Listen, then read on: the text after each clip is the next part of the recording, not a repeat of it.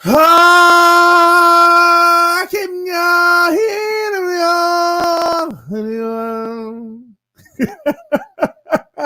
up, everybody? Welcome back to TDPHINSTALK, home of the real Miami Dolphin fans. Man, let me go. Listen, y'all go check me out on Twitter. Go check me out on Instagram. Go check me out on Facebook at TDPHINSTALK. Don't forget, my content is also at dolphinstalk.com, man. Y'all hit that like button. Subscribe to the channel if you're new to the channel. We're going to try to get 200 likes on this video. All right. We've been breaking barriers. We got the 100 goal. We got the 150 goal. We're going to try to get 200 likes on this video. Y'all hit the like button, man. Belichick. Oh, we got to talk about this, man. Breaking news around the NFL. Cam Newton signs a 1-year deal with the New England Patriots. Deal is estimated to be worth up to, which means it may be incentive-based, $7.5 million, ladies and gentlemen. $7.5 million. Oh, my God. What do I think about this, man? It's plenty to think about, and I'm going to break it all down. Just let me sip my orange juice. I poured me some orange juice, all right? Had to give me some vitamins, man. Some good orange juice, man.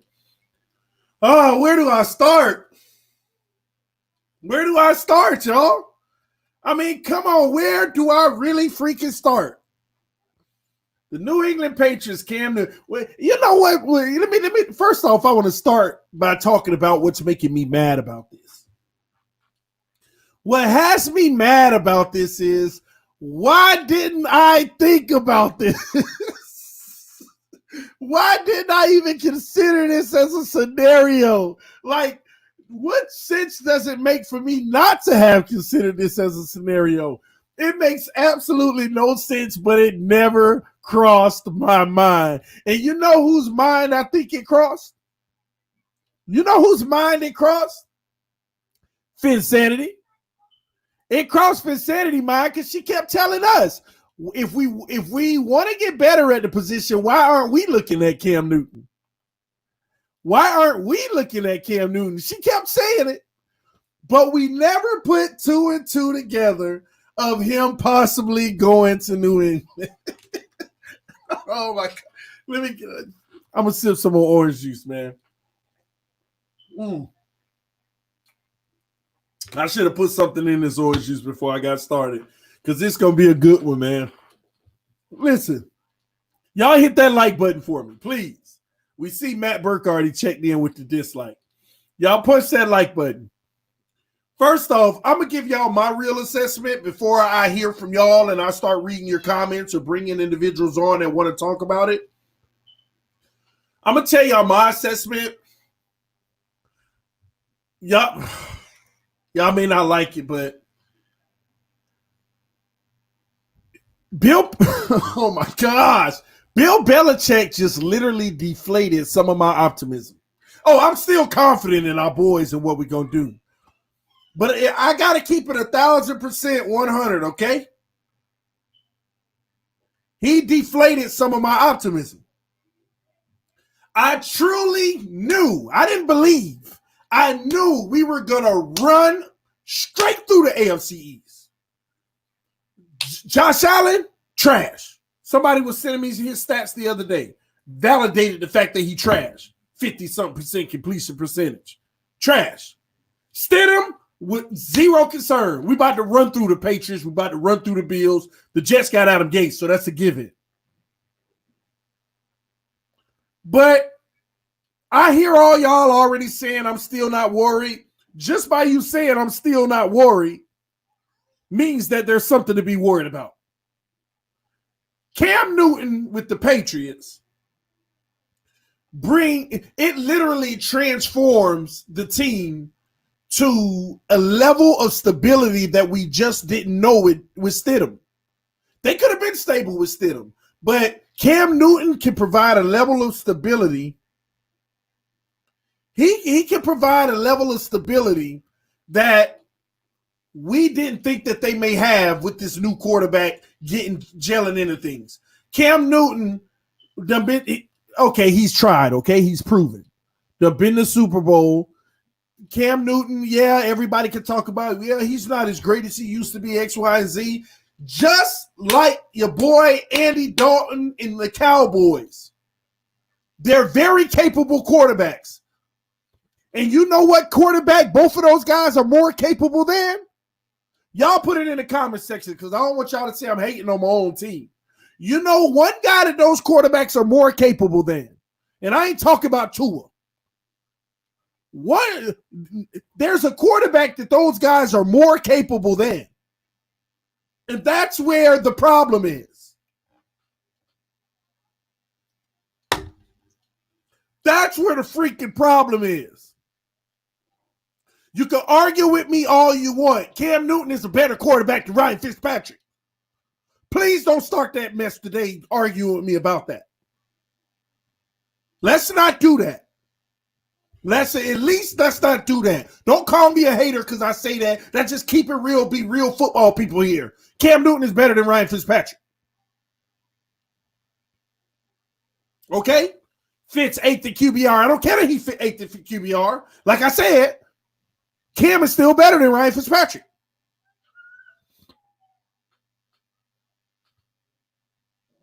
So I'm not going to argue with people that want to argue with me about that right now because certain things I say, people just argue to argue.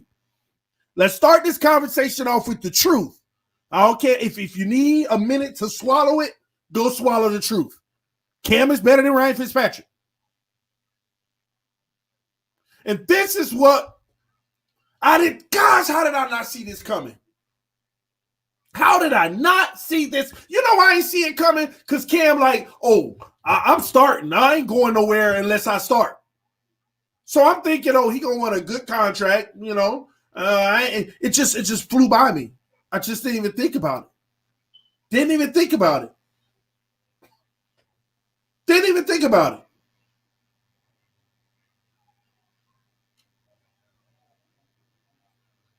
And now we're going to be sitting here talking about who's going to start, Stidham or Cam. Y'all let me know in the comment section right now who you think going to start. Who do you think is going to start, Stidham or Cam Newton?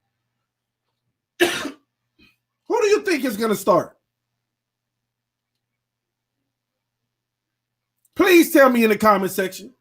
Who you think is going to start? We got 210 people watching. Y'all hit that like button. We're trying to get 200 likes. Gosh, man, we still gonna do what we gotta do, but the road just got tougher. And if you don't want to admit that, you don't have to. You just do you. But the road did get tougher.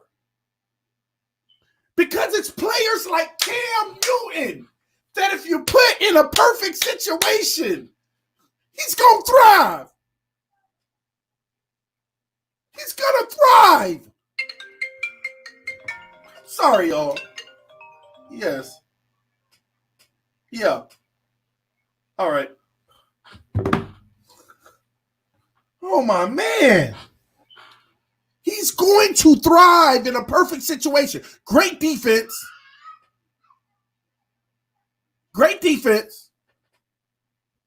And he just brought the stability to the offense that it needed. He's Tannehill.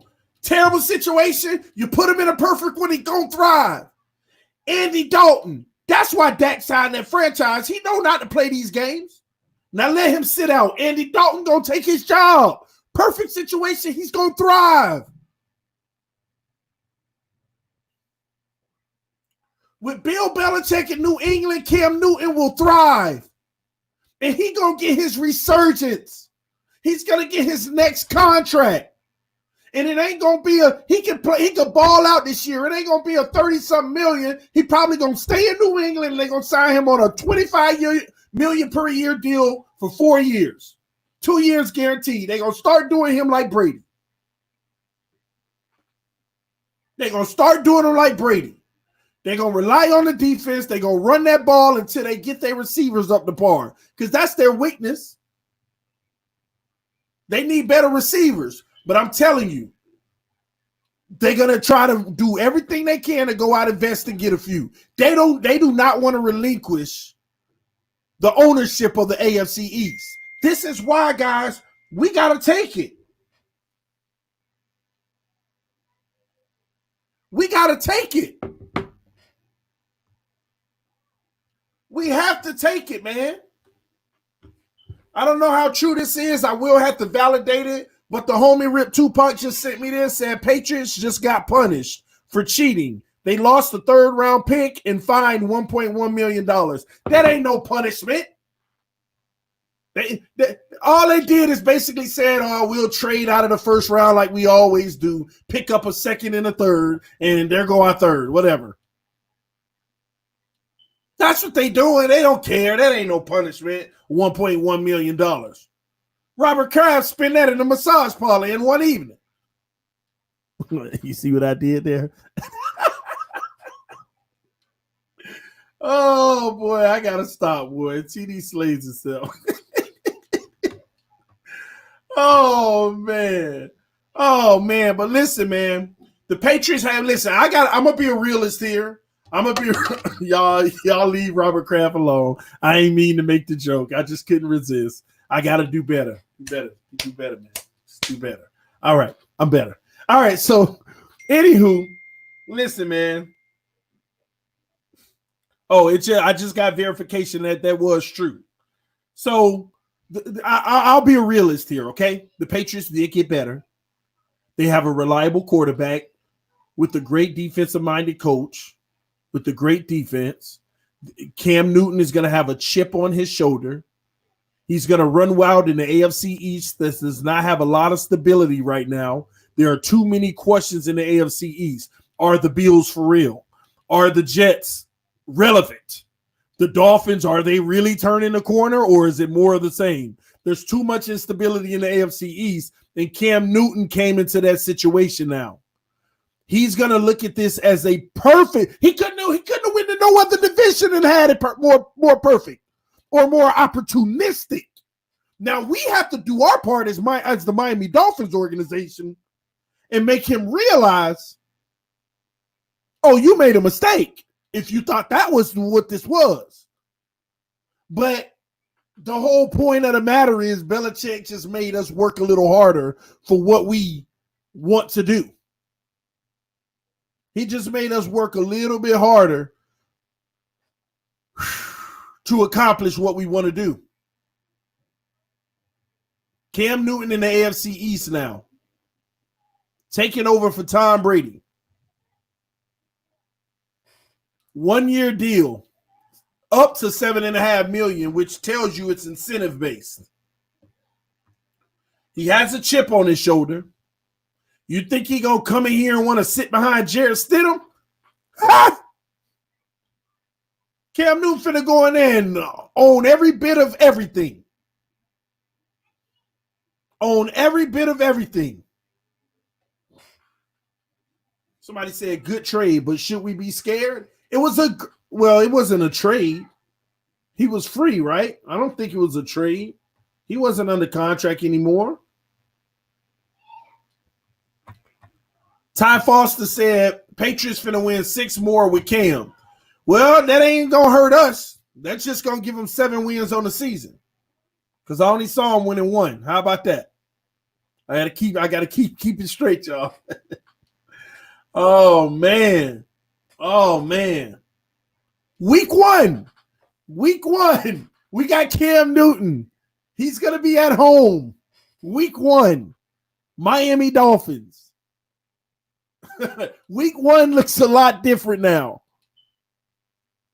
I'm going to tell y'all straight out, man. I don't mean to get back on this subject, but gosh, Tua need to start, man. He need to come out the gate with heroics and ball out. He need to come out of the gate with heroics and ball out, man. Listen, man, I don't want no Cam versus Fitz Magic or Fitzpatrick. I don't know which one you're going to get. I don't know if we're going to get first 8 game Fitzpatrick from last year or last 8 game Fitzpatrick. I have no idea. I have no idea what we're going to get.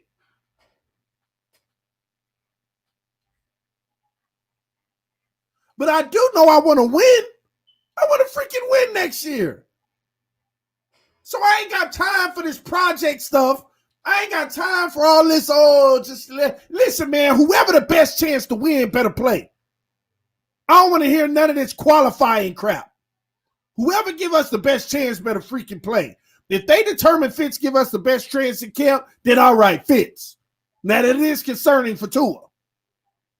That concerns me that Tua ain't going to be the best one. But if Tua gives us the best chance, that makes me feel great because that means he beat out Fitz. That means it's wartime. Cam versus Tua. Let's go, Tua. Get your first win on the road. First win of your career on the road in New England. That'll calm all this crap down. That'll jab Belichick right in his throat. That'll punch Belichick straight dead in his throat. Belichick know what he's doing. Belichick around here making these little subtle boss moves. That's what this was. Everybody, we're going to see how Belichick do without Tom Brady. We're going to see if it was Tom Brady or if it was Belichick. You ain't finna see nothing now. You ain't finna see nothing. Because he's thinking Cam finna thrive. Well, he went and got Cam. Why didn't he stick with Stidham? And then we would have saw. Because he's going to go get the best option to win. Belichick is going to play whoever gives him the best option to win. And just in case I missed it earlier, since we got 300 people watching right now, who gives the Patriots the best option to win? Stidham or Cam Newton? Put it in the comment section. Educate me. Somebody said, you mad, bro? I ain't mad, but I am mad. I'm mad that I didn't see this coming. I'm not mad because a part of me is like, this is more validation if we go in there and we win and we take care of business. Because I don't want nothing to be given easy to us. I'm tired of that easy stuff. I want to finally be proud of my Dolphins because we went and took something. So I ain't tripping about the move, but it did make it harder. I'm just reporting that this is something you ain't got to be scared about it, but the Patriots just got a whole lot more respectable than they already were. Cheating or not, I'm just saying. Shout out to Al O'Neill with the $20 PayPal donation. Airborne. It's the Airborne. This is Airborne 2 in the house. He said, Dolphins defense not afraid of Cam. You know what? He got the weapons to throw to, so I get what you're saying. But this is still Cam Newton, not Jarrett Stidham. This is still Cam Newton. Our defense is better, and we shouldn't be worried, but it is still Cam Newton. A Cam Newton that's going – I personally would feel – take the Dolphins aside. I take all my favoritism aside, right? I personally feel like the reason why you should be worried about Cam Newton is because Tannehill taught you to be worried about Cam Newton. Change of scenery, better situation, bam, you got a top 10 quarterback now.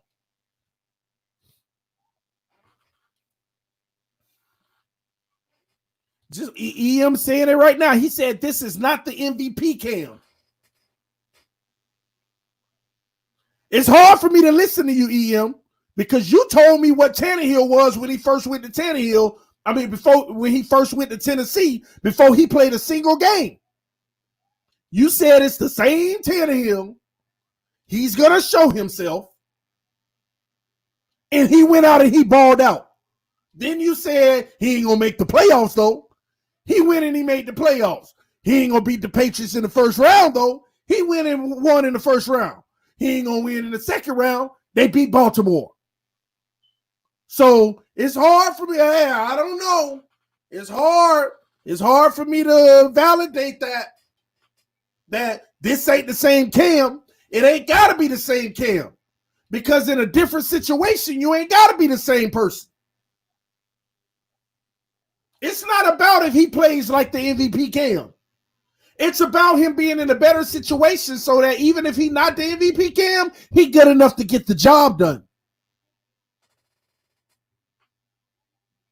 And that's what concerns me. You never know, man. You never know.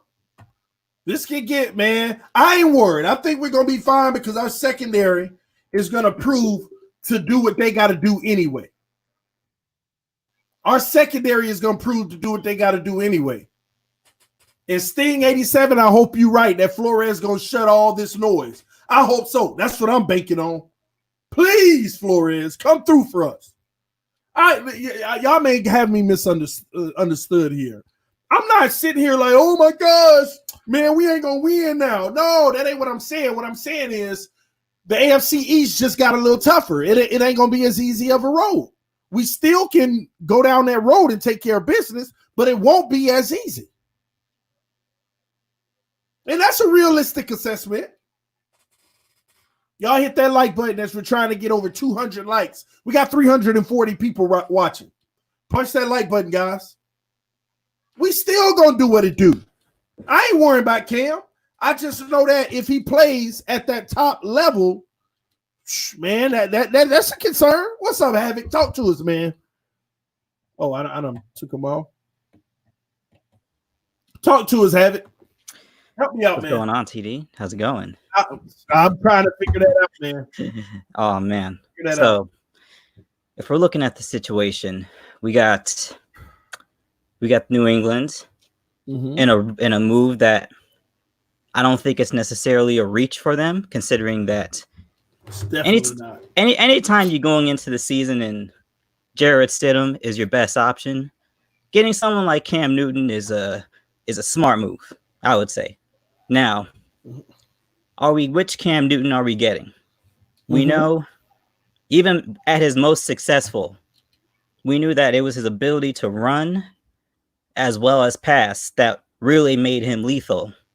Now, if I'm looking over the past few years, the injuries, he's not necessarily the same runner that he was. He's 31 now. He's not necessarily, he's still, if you look at his workout videos, I mean, it looks like Nike produces them. All his workout videos look amazing, but it's, we don't know if it's the same runner. I don't think it is, just evidenced by the past few years. And also, his weaknesses have always been accuracy and footwork. But when you have his natural talent, his natural ability, you can live with that.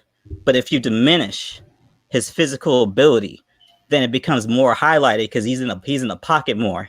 He's not going through those gaps looking to make a run. He's staying in the pocket more.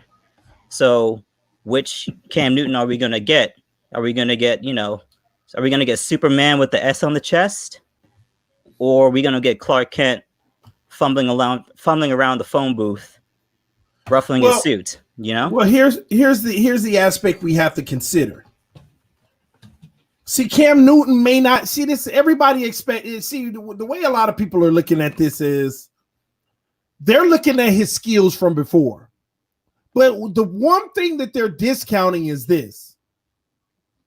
What necessary skills will he need in New England? Because that offensive line going to do what it do. Yeah, I mean, it's interesting. He probably going to play with one of the best O-lines that he ever played with. Yeah. I mean, you're going to have to look at how are they going to adapt the offense around him because, McDaniels is cooking up something different. Now that if he's got Cam Newton coming, he's going to cook up something different. They always show the ability to adapt year to year to their personnel.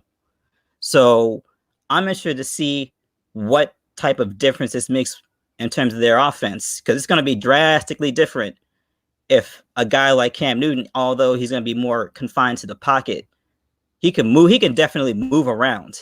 Like don't get it messed up. He can still move around, but the injuries of past year, he's not out here, especially with a lot of more mobile quarterbacks. The older they get, they're not trying to use up their legs like that anymore. So it's very interesting to see. I mean, I'm not more scared of them than I was earlier. I'll say it like that.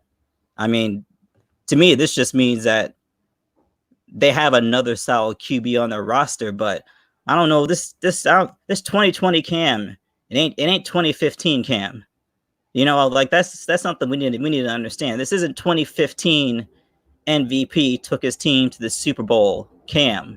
This is 2020 Cam. It's a And different again, dude. the main question is, does he have to be MVP Cam? What's up, bro? What up, Ian? Hey, what's good, homies? Chilling. I hear you. I hear you. Talk to us. Make some sense of all this for me, man. Calm me down. Help me realize what's going on. Look. I am not concerned with Cam Newton. A 2020 Cam Newton, I'm 100% in agreement with Havoc. Since Cam Newton has been in the league, bro, he's been one of the most inaccurate quarterbacks, even in his MVP year. One of the most inaccurate quarterbacks in the NFL. So he's going to the New England Patriots. You saw the problems again. Go back to December, the last game in Foxborough. You saw the issues Tom Brady had with in terms of completing passes consistently against, again, 5 of our defensive starters in our secondary last year was working at Lowe's the week before. So you saw the issues he had last year. So with the improvement that we have now, he's still going to have to beat man-to-man coverage, okay? And he's struggled. If you look at any quarterback, really, to be honest with you, in the history of the league, look at Patrick Mahomes. As great as he is, what does he struggle against? If you go back to last year in the games he struggled in, New England, Detroit, and it's a common thread between those two teams. They deploy more man-to-man coverage than anybody in the league, bro, and they have the guys that can cover. And I will make the argument that we now have an elite secondary, in my opinion. So again, a 2020 Cam Newton that has durability issues. Okay, he's coming out. He's I think 2 years ago he had shoulder surgery, I believe, or it might have been last year. Was it last year? This past 2 years he's been injured. He's been injured, and again, with historically, he's been inaccurate, and he's going to a team that has subpar talent in the wide receiving core. And you really think Cam Newton is going to beat us twice next year? Good luck with that one. So I'm not concerned at all. Well, here's something to consider because y'all know I always trash Josh Allen, but people argue with me that he's more accurate than I say. Cam Newton has a higher completion percentage than Josh Allen. And then don't forget, Cam Newton in 2018 had his career high, actually, 68% completion percentage. In 2019, he got hurt. So a lot of that was checked out. That's when they brought in McCaffrey. McCaffrey. That's when they brought in North Turner. That's when they brought in North Turner, and a lot of his numbers were inflated. He still has trouble consistently completing the ball in an intermediate part of the field. That's been when he came out of college, that was a knock on him, and those bad habits, that deficiency has followed him ever since he's been in Carolina. So no, I'm not concerned. And again, what weapons does he have? What weaponry does he have to work with? Yeah, that's the main issue. That's the main issue. Okay. I mean, it's the same wide receiver core. And it's what we saw last year was the Brady sauce ran. It didn't run dry. It's just they had a bunch of scrubs out there at wide receiver. It's just you couldn't do anything with that. And that was Tom Brady couldn't do anything with that. And you got Cam Newton coming in.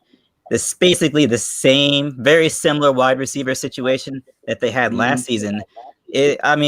Worse. It's gonna be tough. They're gonna have to totally retransform the way they do their offense to suit his skill set because he can't dot it short range, intermediate the way Brady was doing all this time.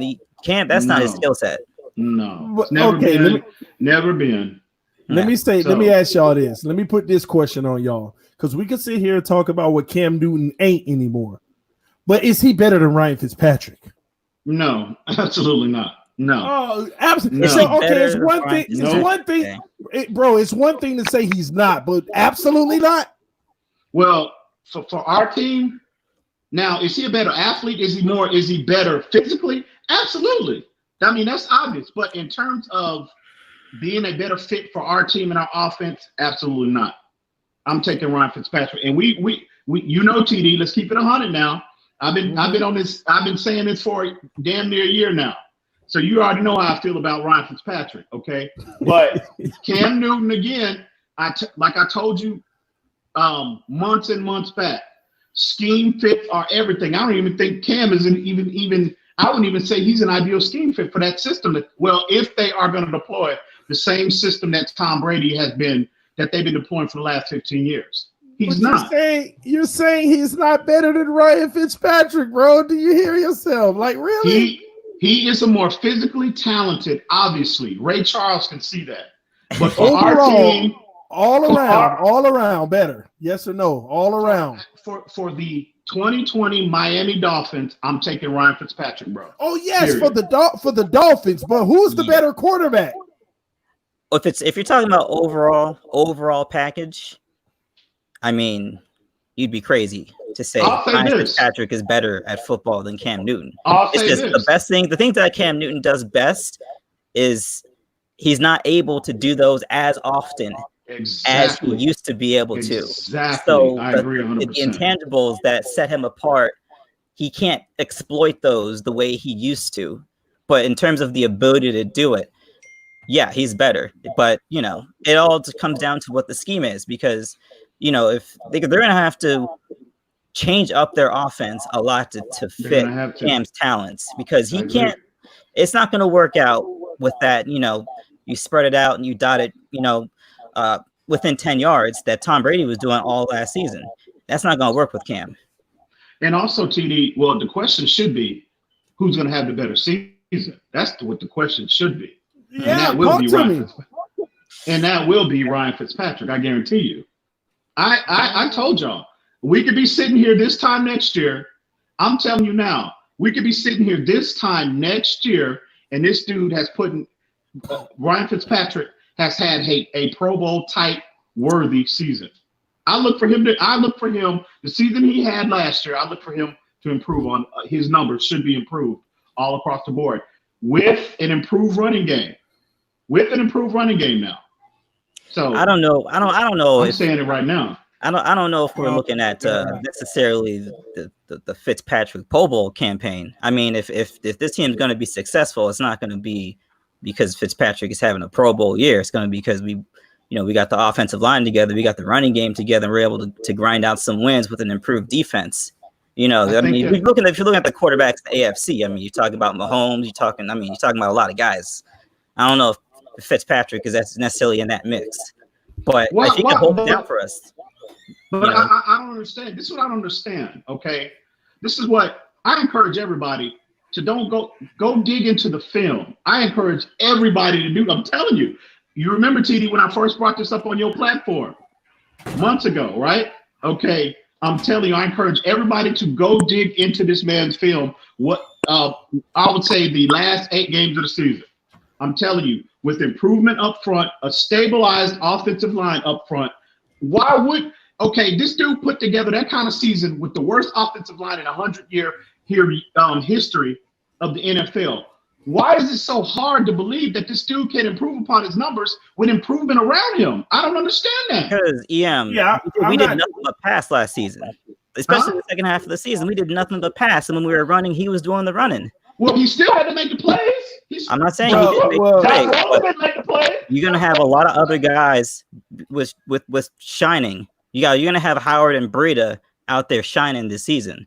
That's going to take away a little bit of his effectiveness. Maybe. Well, that's a legitimate argument, because if there were, I think hopefully this year will be a more balanced team. Hopefully. Yes. But I will say this. I should say this. He will be a more efficient quarterback. You might not see the difference in his yardage total and his touchdown total, maybe. But I still think he's going to improve upon his numbers. But he would definitely be a more efficient quarterback, in my opinion. Let me say this. Let me say this about that.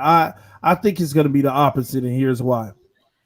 If our O-line is playing well and our run game is playing well, we're going to run the ball a lot more. And when Fitz throws the ball, it's going to be more we needed situations. Mm-hmm. Before, at the end of the season, we were shotgun on first down. He got to have fun. He got 3 cracks at it to make a first down, and whatever happened. There was no pressure. Mm-hmm. But if we run the ball on first down and get 2 yards, and we decide to run it again and get -2 and it's 3rd and 10, that's gonna hurt Fitz. I don't have confidence in that Fitz. The reason why Fitz gets off is if we like abandoning the run, letting Fitz do what he do all over the field. That momentum is what drives Fitz. That the larger sample size drives him. But you can't put that type of guy in a situational you can't make him a situational quarterback where, all right, it's 3rd and 8, we need you to get this done. All right, it's 3rd and 12, we need you to get this done. That ain't Fitz. That's the difference. If the run game is, I think he dropped off. If the run game is rocking, we rocking. But you can't put more on Fitz. I think he digresses if the run game is doing better, and I don't think he's as explosive. Look at early in the season before last year, early in the season. The reason why Fitz struggled early is because we tried to run the ball. Yeah. And we asked him to bail us out on 3rd downs, and he's not that guy. So I think he actually digresses in this type of system with a good O-line in a running game. All right. What's up, Ronald? What's going on, man? I don't know if he can hear us. Yeah, I don't think so either. Man. TD. What's up, TD, man? what's going on with you? I'm good, bro. I'm good. What's the business? Man, hey, I was just doing my workout, man, getting my workout on, but looking at this whole situation with Cam, hey, it's a no-lose situation for New England. I mean, he's the best quarterback on the market. And for anybody who think Belichick is an idiot, you guys to be crazy. That guy wasn't going to go in the season with Stidham. I mean, but this is what I got to say about New England. I'm not really concerned with them because of Flores. I'm not going to underestimate our coach. What he did with that team that we had last year, we should not have had 3 wins. With all the turmoil, all the changing of rosters and all that kind of stuff going on, firing coaches. But let's remember something about Belichick and New England. Don't underestimate the loss of Tom Brady. And what I mean by that, to that coaching staff, remember before Tom Brady took over, Belichick was almost on his way out of New England because your boy Bledsoe wasn't playing too hot for him, and he didn't look too good. And remember, he got ran out of Cleveland too. So a quarterback will make a coach look good. So and Cam gonna do what Cam do, but my problem with Cam is, as a ball player in any sport, you tend to do what you're comfortable with doing. What has Cam done all his career? He's always ran. He's always ran with the ball. So when them bullets flying, he gonna revert back to what he does best. And that is not what New England does. And don't forget this. Remember Ocho Cinco. New England don't conform their playbook to nobody. You conform to their playbook, you're gonna be out of there. Okay. So that's my thoughts on that, man. I'm gonna let y'all have it. TD, I'm proud, man. I love this outlet for the Dolphins fans, man. And hey, I've been rocking with the Dolphins since I was 13 and I'm 46. Been there since Marino, and I ain't leaving. You heard me? Yes, sir. He breaking up. Yeah, man. I heard. Yeah, basically, I heard 33 years rocking with the Dolphins, man. If you can hear me, Ronald, I'm sorry. You had broke up. I think the reception broke out. They got you. You paused on the screen right now. Yeah, there you go. He's out of there. Yeah, no, he's been with the Dolphins about as long as me. I think I made a mistake and kicked him from the backstage. But he made some good points. I mean, he said that New England doesn't bend their playbook to anybody. Well, now I would say they bend their playbook to Tom Brady every single year. And when you got a guy like that leading your team, I mean, everyone else has to fit in where they can get in. And that that's where the whole Ocho Cinco thing came in. Because he barely saw the field at all. Man, listen, at the end of the day, I'll put it like this. Did the Patriots get any better? Yeah. Their depth at quarterback. To me, that's all that matters. They got a starter. Yeah. See, that's the difference. They replaced, they upgraded at the quarterback position. Regardless of how much they upgrade is debatable, but they did upgrade. Yeah. Well, I will say that they did get better because the uncertainty around Jared Stidham second-year guy. Never started a game in the NFL. So in that regard, yeah, they got better. But again, I'm looking at things from the perspective of how we still match up with them. And I'm still, again, Cam Newton, inaccuracy issues. He's still going to have to beat man coverage, okay, our man coverage. And with the players that we've brought in and we've acquired in the offseason, I just do not see how he's going to consistently beat that man coverage with the lack of weaponry that they have at the skill position. I just don't see it. The only concern I have, and I've been consistent about this since day one, is that I told y'all that the only thing that concerns me with our team overall are those power running football teams, or like New England. But because I love everybody we brought in. I love Raekwon Davis. I love Benito Jones. I love everybody we brought in.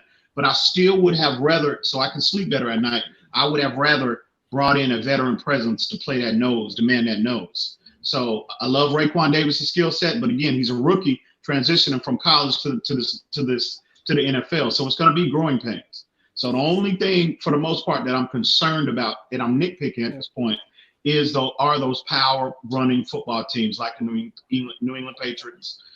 So, but again, I think with the improvement on the edges, and Cam can stick you with that play action.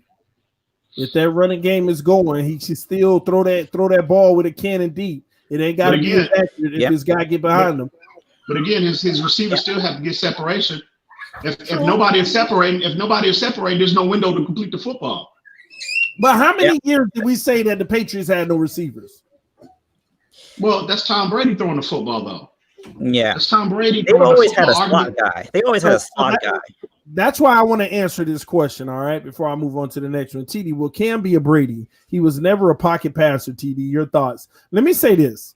There's always been a theory out there that not even Tom Brady is as good as people think because he's always been in a perfect situation. That's about to be proven. It's about to be proven, right or wrong. It's about to be proven, right or wrong. Okay, let me ask you this, TD. Let me ask you this. Perfect situation. Please define perfect situation for me. Perfect situation, an O-line that gives you time to throw the ball, an O-line that blocks, a good running game that keeps it stable, and a defense that gives you more cracks and opportunities at getting it done. If you get 9-10 possessions a game, that great defense gives you 12 and 13 because it's a lot of in and outs. But I will say, well, okay, I understand. That clears things up a bit for me. It's a numbers game. Brady got a lot of possessions in a game. Brady had a balanced offense with a good run. Brady had time to throw the ball. Brady, it's just everything around him. But see, when you look at, okay, we can make a valid argument. The teams that Brady has faced, that he's had to go up against to get to the Super Bowl over the years, you can make a valid argument from the Indianapolis Colts when I'm talking about a prime Peyton Manning. You're talking about look at those great Baltimore Ravens teams he had to go against. Look at those great Pittsburgh Steelers teams that he had to go against. You can make a legitimate, the Seattle Seahawks, look at that team. You can make a legitimate argument that New England, in terms of talent, 1 through 52, compared to those teams, you can make a valid argument that New England was the inferior team. But what was the difference maker? Tom Brady made that difference. He was able to close that gap with these teams. That's the theory. You can make a legitimate argument. That's the theory. Perfect situation. So when you say perfect situation, I have to push back on that. And as much as I hate the sight of Tom Brady or anything New England related, you got to call a spade, bro. Yeah, so but if I was to call a spade, EM, that's the difference in theory on naming a better roster. Because you make a good point, but here's where I want to break this down. Just because all those teams that you named had a better roster because they had some good 9s and they had 8s, 9s, and 10s on the roster, and then they had some 5 and 6s. But the Patriots, they are like loaded through their roster with 6, 7, 8s. All 6, 7. They don't have nobody on the roster that's a 4 or 5. So those other teams that you named, they may be heavy with the 8, 9, 10s, but they sure do have quite a few 4s and 5s on their rosters. It's just the impact players make it, ooh, if you look at this roster, it's talent. But Patriots always had great talent. They're just not superstars. So when we say, oh, they were the inferior team, on paper, yes, you could say that, but collectively, he dropped out again. Yeah. Collectively, I'd argue that back. They weren't the inferior team collectively because what they put together made the better team, and obviously it did because the better team won. Yeah. But and Brady showed that he knows how to do his job and do it at the highest level. But man, when you got nothing but 7s and 8s surrounding you, and no 4s or 5s on the team, it's really misleading when people compare the rosters. The Patriots build a perfect machine. They don't give you a small car with a V50 in it, you know? Yeah, I mean, I think especially when you look at New England, you're not just looking at, you know, Tom Brady's performance on the field, but he was taking all those team-friendly contracts for basically the entirety of his career. You're talking about an extra $10 to $15 million a season that you really shouldn't be able to have to work with, that you're working with now. So you're able to, you know, it's almost like you got the cheat code a little bit. You got the all-pro quarterback who's taking a pay cut. How can you lose with that in that scenario? Competitive advantage to have more weapons surround me. Those are Tom Brady's words. There it goes. Me taking less money allows me the competitive advantage to have more weapons surround me. Better team around me. Overall, they always have every time they won, they had the better team. And we can debate that all we want. It was the better team. Yes, Tom Brady probably played lights out, but if we really want to keep it 100, in some of Tom Brady's biggest games, they ran the ball extremely well. Yeah. I mean, in some of Tom Brady's biggest games, those receivers caught some unbelievable balls. You know, it's one of those things where, you know, everyone's talking about the New England culture. You know, their culture is they can afford to have solid players up and down the entire roster. That's really, you know, the secret sauce is where you might have dudes who shouldn't even be on the field on your roster. New England fills that role with actual players. Also, if you look at, you know, the way they play team per team, I mean, it's almost like they break it down every team to a specific game plan. So that's why you sometimes you see them, you know, James White gets 15, you know, catches out the backfield. Sony Michel carries the ball 30 sometimes because they know what your weakness is and they're relentless. Now, when you have one of the greatest quarterbacks of all time taking a sweetheart deal, that's just, I mean, that's almost unfair, but we all know how New England feels about getting the advantage. So, but a part of that makes him the greatest quarterback of all time because had he not taken those sweet deals, he wouldn't have the accolades that he has right now. Definitely makes him the most valuable player ever.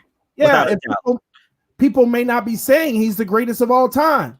Had Tom Brady not taken the sweet deal, first of all, he wouldn't have remained in New England because New England was not going to go outside of their principles and give him bank. They weren't going to ever overpay him.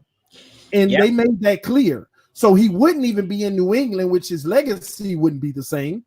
And he might not be revered as the greatest quarterback of all time. That's true. People ignore that. And also you gotta look just past that. He's not even the primary wage earner in his household. So, you know, he doesn't have to necessarily worry about I gotta bring home all the bacon for the family. You know, and even outside of that, his endorsements dwarfed his contract every single year. So money is not really a concern to him at all. So he was just like, if I got all these resources, I mean, he's got to be like the most resourced player ever because he could have taken more, but he always gave it back to the organization because I think somehow he felt that my greatness my shine will be even brighter with a couple more Super Bowls, with a couple more rings on my finger than if I just cash out and get the 1 or 2 or 3. You know what I mean? And to be able to organizationally be in communication between the owner, the coach, and the player, that is huge. When your quarterback is not the highest paid player on your roster and he's an all pro, that's huge. Like you can't buy that. Let me say this too. Let me get this straight because people have a misconception, in my opinion, about this. Listen, even if his wife, if his wife was unemployed and not making a penny, let's get something straight, ladies and gentlemen. $10 million, $15 million, $20 million is enough for you and your family to be happy and everything. The reality is people need to stop using an argument of, well, his wife, she's making this, so he can afford that. He can afford it if she was unemployed and never made a dime, he could afford it. Let's get that straight. But players don't have they don't have 40 years to play the game. So the reality is the reason why players want more money is because they're trying to get as much as they can while they can, because it does end at some point. But this doesn't have anything to do with his wife and how much she makes. I think to that point, it is different when one person has the ability to make however millions amounts of dollars, right? Versus two people that have that earning potential. There's just a difference. There's just a difference between one person that can achieve that high-end income versus two people. I mean, you're gonna go after it. You're definitely gonna go after it. But if they deferred one of them, they can still be happy. They could still be fine. I mean, 10 million is enough for anybody.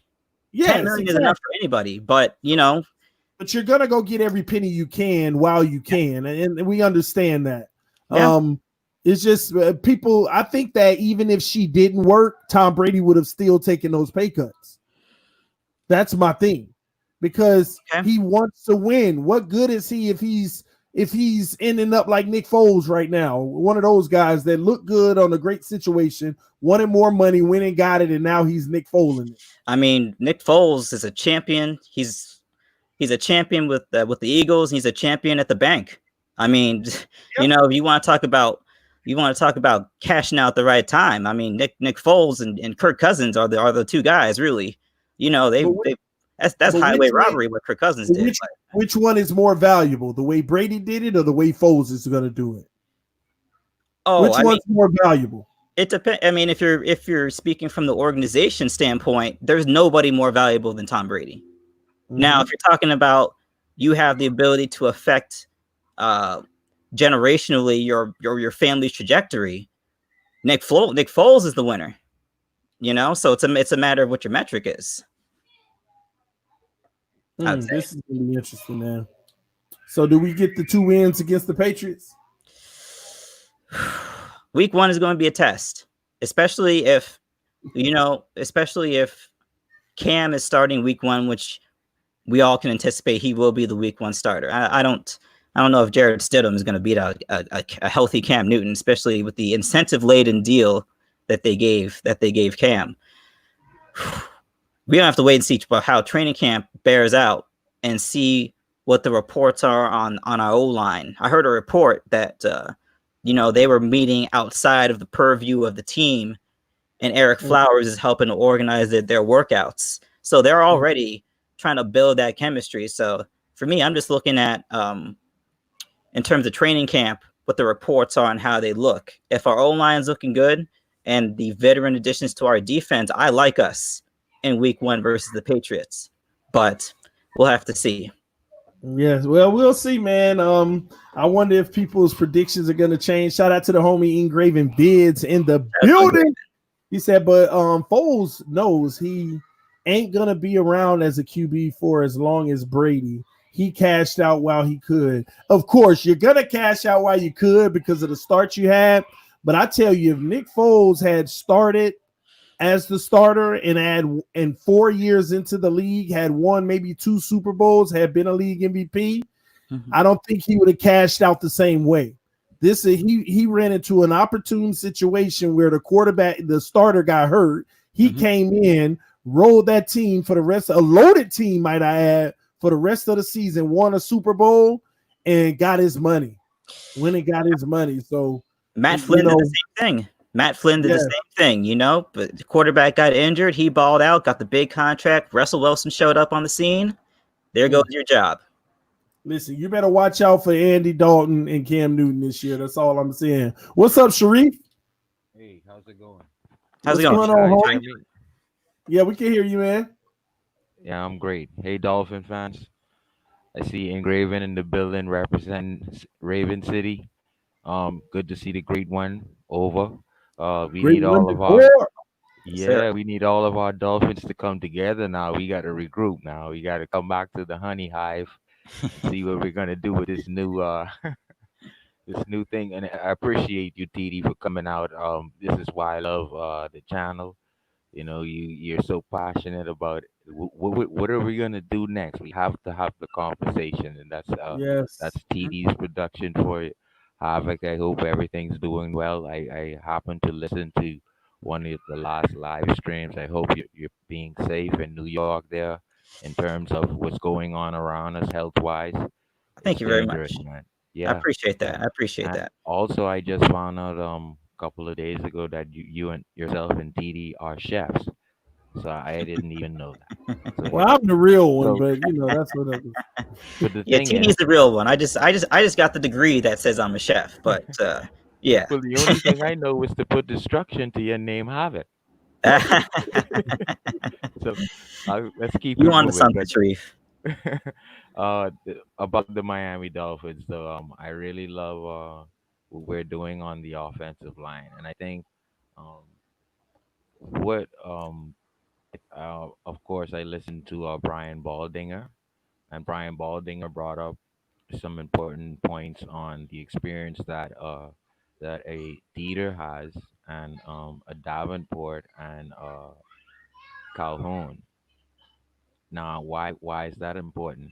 It's because Fitzpatrick, if you look at his numbers, like Ian mentioned a couple of minutes ago, from week 9 on, nobody notices the improvement from the offensive line, and no one also notices, unless they look at the stats, that Fitzpatrick profited from that growth. He was only behind Aaron Rodgers in AFC rating behind in quarterbacks overall. So when you look at the production of what the offensive line took into the offseason, and we factor that in, and we say to ourselves, well, what are we doing in terms of, are we going to have the same garbage offensive line? You know, are we going to be flustered? Are we going to be depending on Fitzmagic savvy? Are we going to, not be able to run the ball and get 2nd and 4? What I'm saying to that is, I truly believe that our offensive line is gonna surprise a lot of us and shock a lot of us. I think, 5 yards in dust, that's productive. And that being said, that's I wanted to add. I wasn't able to add that to your channel, TD. I was able to speak about that, and those are factual. So Fitzmagic is profiting from the improvement of the offensive line from week 9, which is key. Only 13 sacks and only 7 turnovers.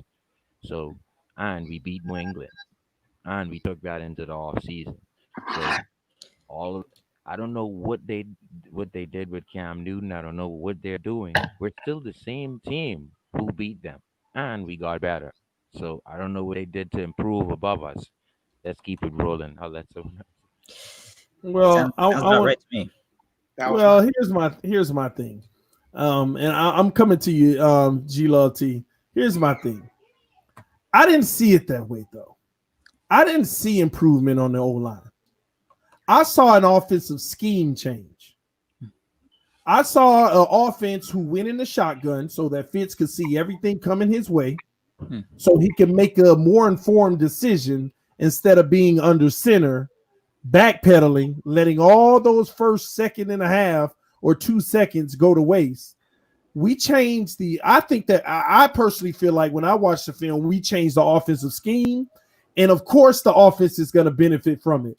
When you're in a shotgun and you drop back the pass and you throw a floater to Devontae Parker, you get it out of your hands in 2 seconds.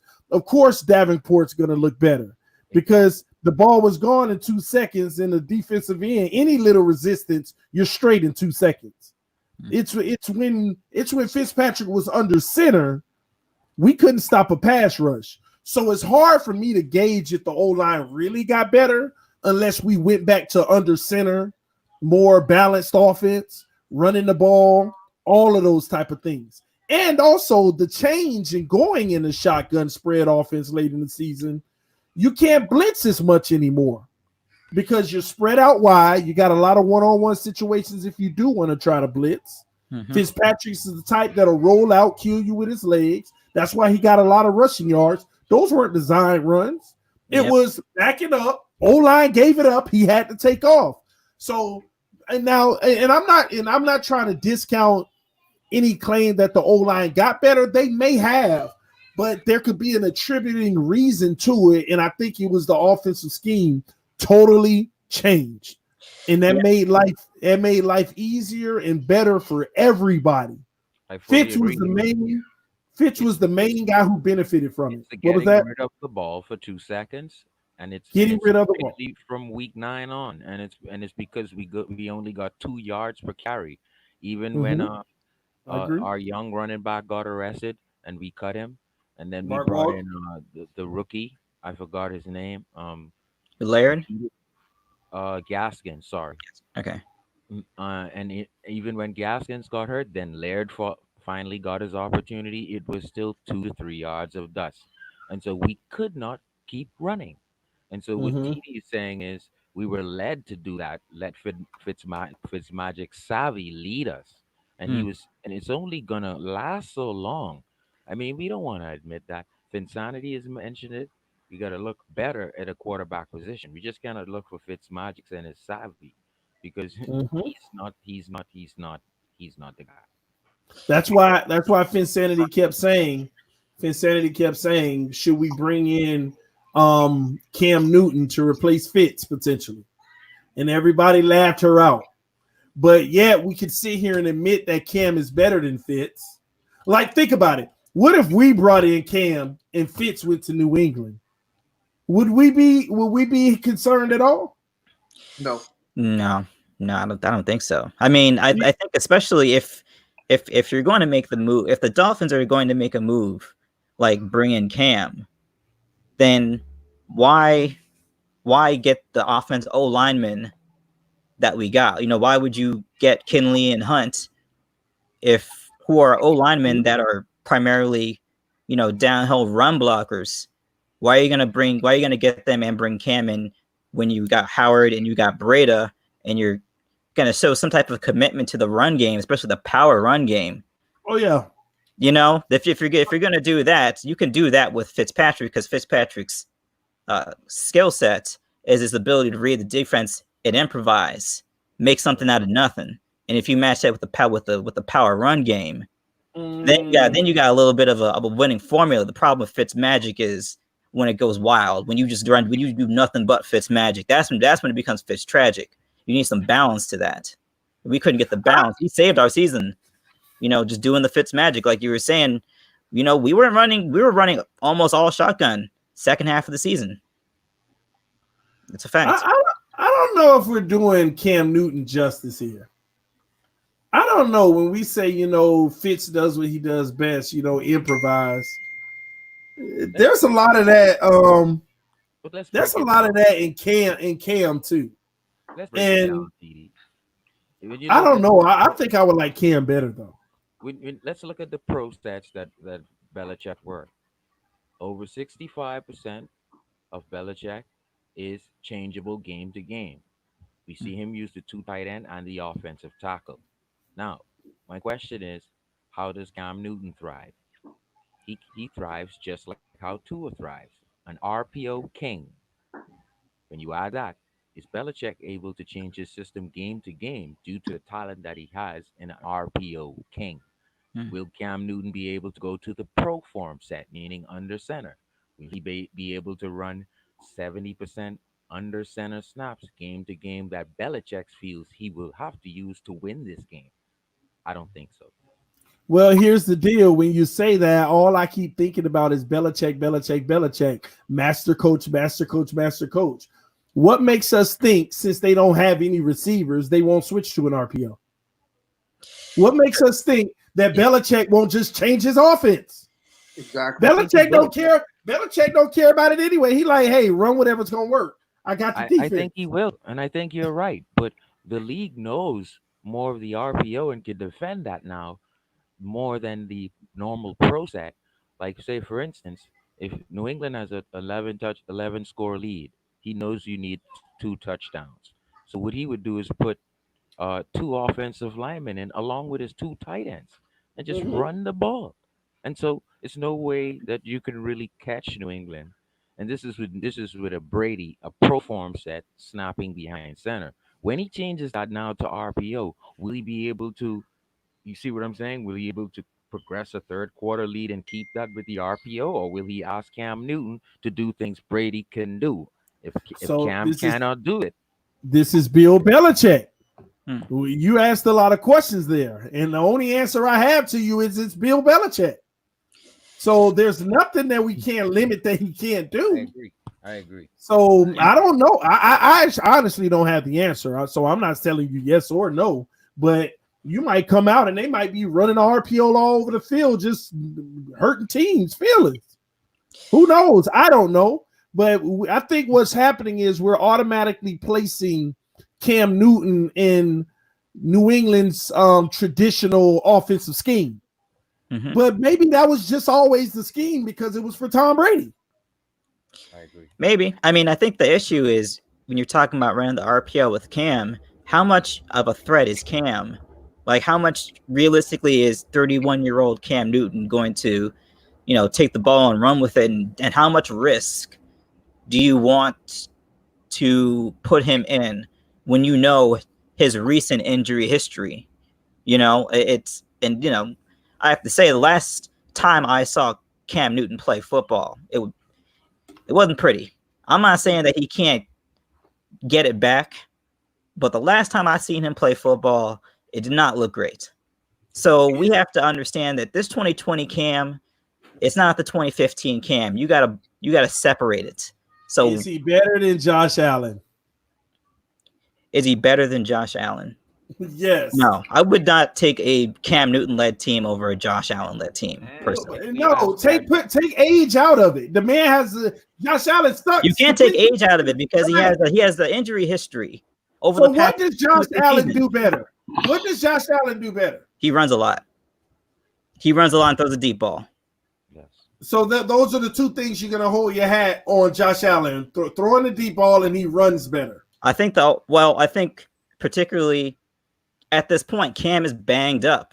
He's got the miles on him that Josh Allen doesn't have yet. When you play that type of game, it's about miles. Cam's running out of miles to take those hits. Josh Allen is just 25 years old. He can keep dashing and gunning all he wants to. He's 25 years old. Cam at 31, I don't know. And I don't know if he can do that all season. This is what led us, TD, to not wanting Cam to come to camp. I mean, if you ask yourself personally, do I want Cam to come to camp 3 months ago? No, because we know he's still ailing from the right arm injury, which he needs to throw. I don't even think that's fully healed. He's got this new, the foot, and it's just too much, So I'm not looking. I didn't want Cam to come into camp. I did because I don't want him to be sitting on the shelf and we're owing him, whatever it is or whatever it would have been. Man, I hope y'all right. I hope we don't look up and Cam is around here leading the AFC East, man. I really hope y'all right. Powerhouse TJ, I want to handle the donation, guys. Thank everybody who donated tonight, by the way, helping the channel grow and do bigger and better things is greatly appreciated. Powerhouse TJ said, now that Cam is starting week 1 for the Patriots, does that change anything for us starting Tua week 1? If that was the plan, excuse me. Also, fins up all day, Powerhouse. To me, it doesn't change anything about what we're going to do. We're going to do what we do regardless, okay? I'm one who I continue to tell y'all I want Tua to start game 1. We haven't heard from G Love T yet, so talk to us, man. What's your thoughts on this? I want to piggyback off the last question because Go ahead, bro. Because let's be real, before the Cam signing, we were super confident of taking the AFC East. And we can't underestimate the signing because we're all here. I mean, even 300 people online, so we can't act like we ain't scared. We're a little scared. So I want to piggyback off that question. I want to hear all your opinions on this because let's say the first 3 games in the year we're 2-1, 2-1 or 3-1. Mm-hmm. Not us, but the Patriots, and we're 1-2. I mean, this is not a throwaway season like last year. We had confidence, especially when we drafted Tua, that we were going to do something. At least 8 to 10 wins, minimum 6. Especially with this signing, that might change a little bit. So let me hear your opinion on that and why you still feel confident that Fitz should still hold the helm, especially when we grab a QB at 5 that has a future, even though a lot of people are coming. Well, I don't know. A lot of people now have all the excuses in the world to not start him. No, I'm not talking about you, TD. I'm talking about the people in the comments section I know that. and other people, because if he's healthy and he outperforms in camp, it makes no sense to keep him in the bench. None at all. Let me answer your first question first, and then I want to let the other 2 gentlemen answer it. First of all, I want to make sure that I don't get things misinterpreted. I'm not scared at all of Cam Newton, okay, being a Patriot. I still feel the same way. Let me tell you the difference that concerns me. It wasn't whether or not we were going to be better or not. If I thought we were going to win 11 games, we still going to win 11 games. Here's the difference that it concerns me. It gives New England stability. I personally, truly, whether y'all want to believe it or not, I felt New England was going to be a 7-win team this year. 7 wins. Legitimate. Yes, I did. And what Cam does is make them a potential 9 or 10-win team. So there's still a playoff threat. That don't mean I'm threatened by them because 2 of those losses they going to get was going to come by us, whether they had Cam or not. So it's not that we're scared as Dolphins now because we're going to do what we do regardless. They're not stopping us. But it gives them stabilities to still make a run and make the playoffs. So whether that's the wild card or maybe even a better record, I don't know. They shouldn't because we're going to beat them. But it keeps them in contention, if you ask me. That's where my concern was. Not that I'm scared of them for the Miami Dolphins at all. We gravy over here. We good. B-Flow, I trust. The moves we made, I trust. And if we start 2 of this ain't even a conversation. That's how I feel.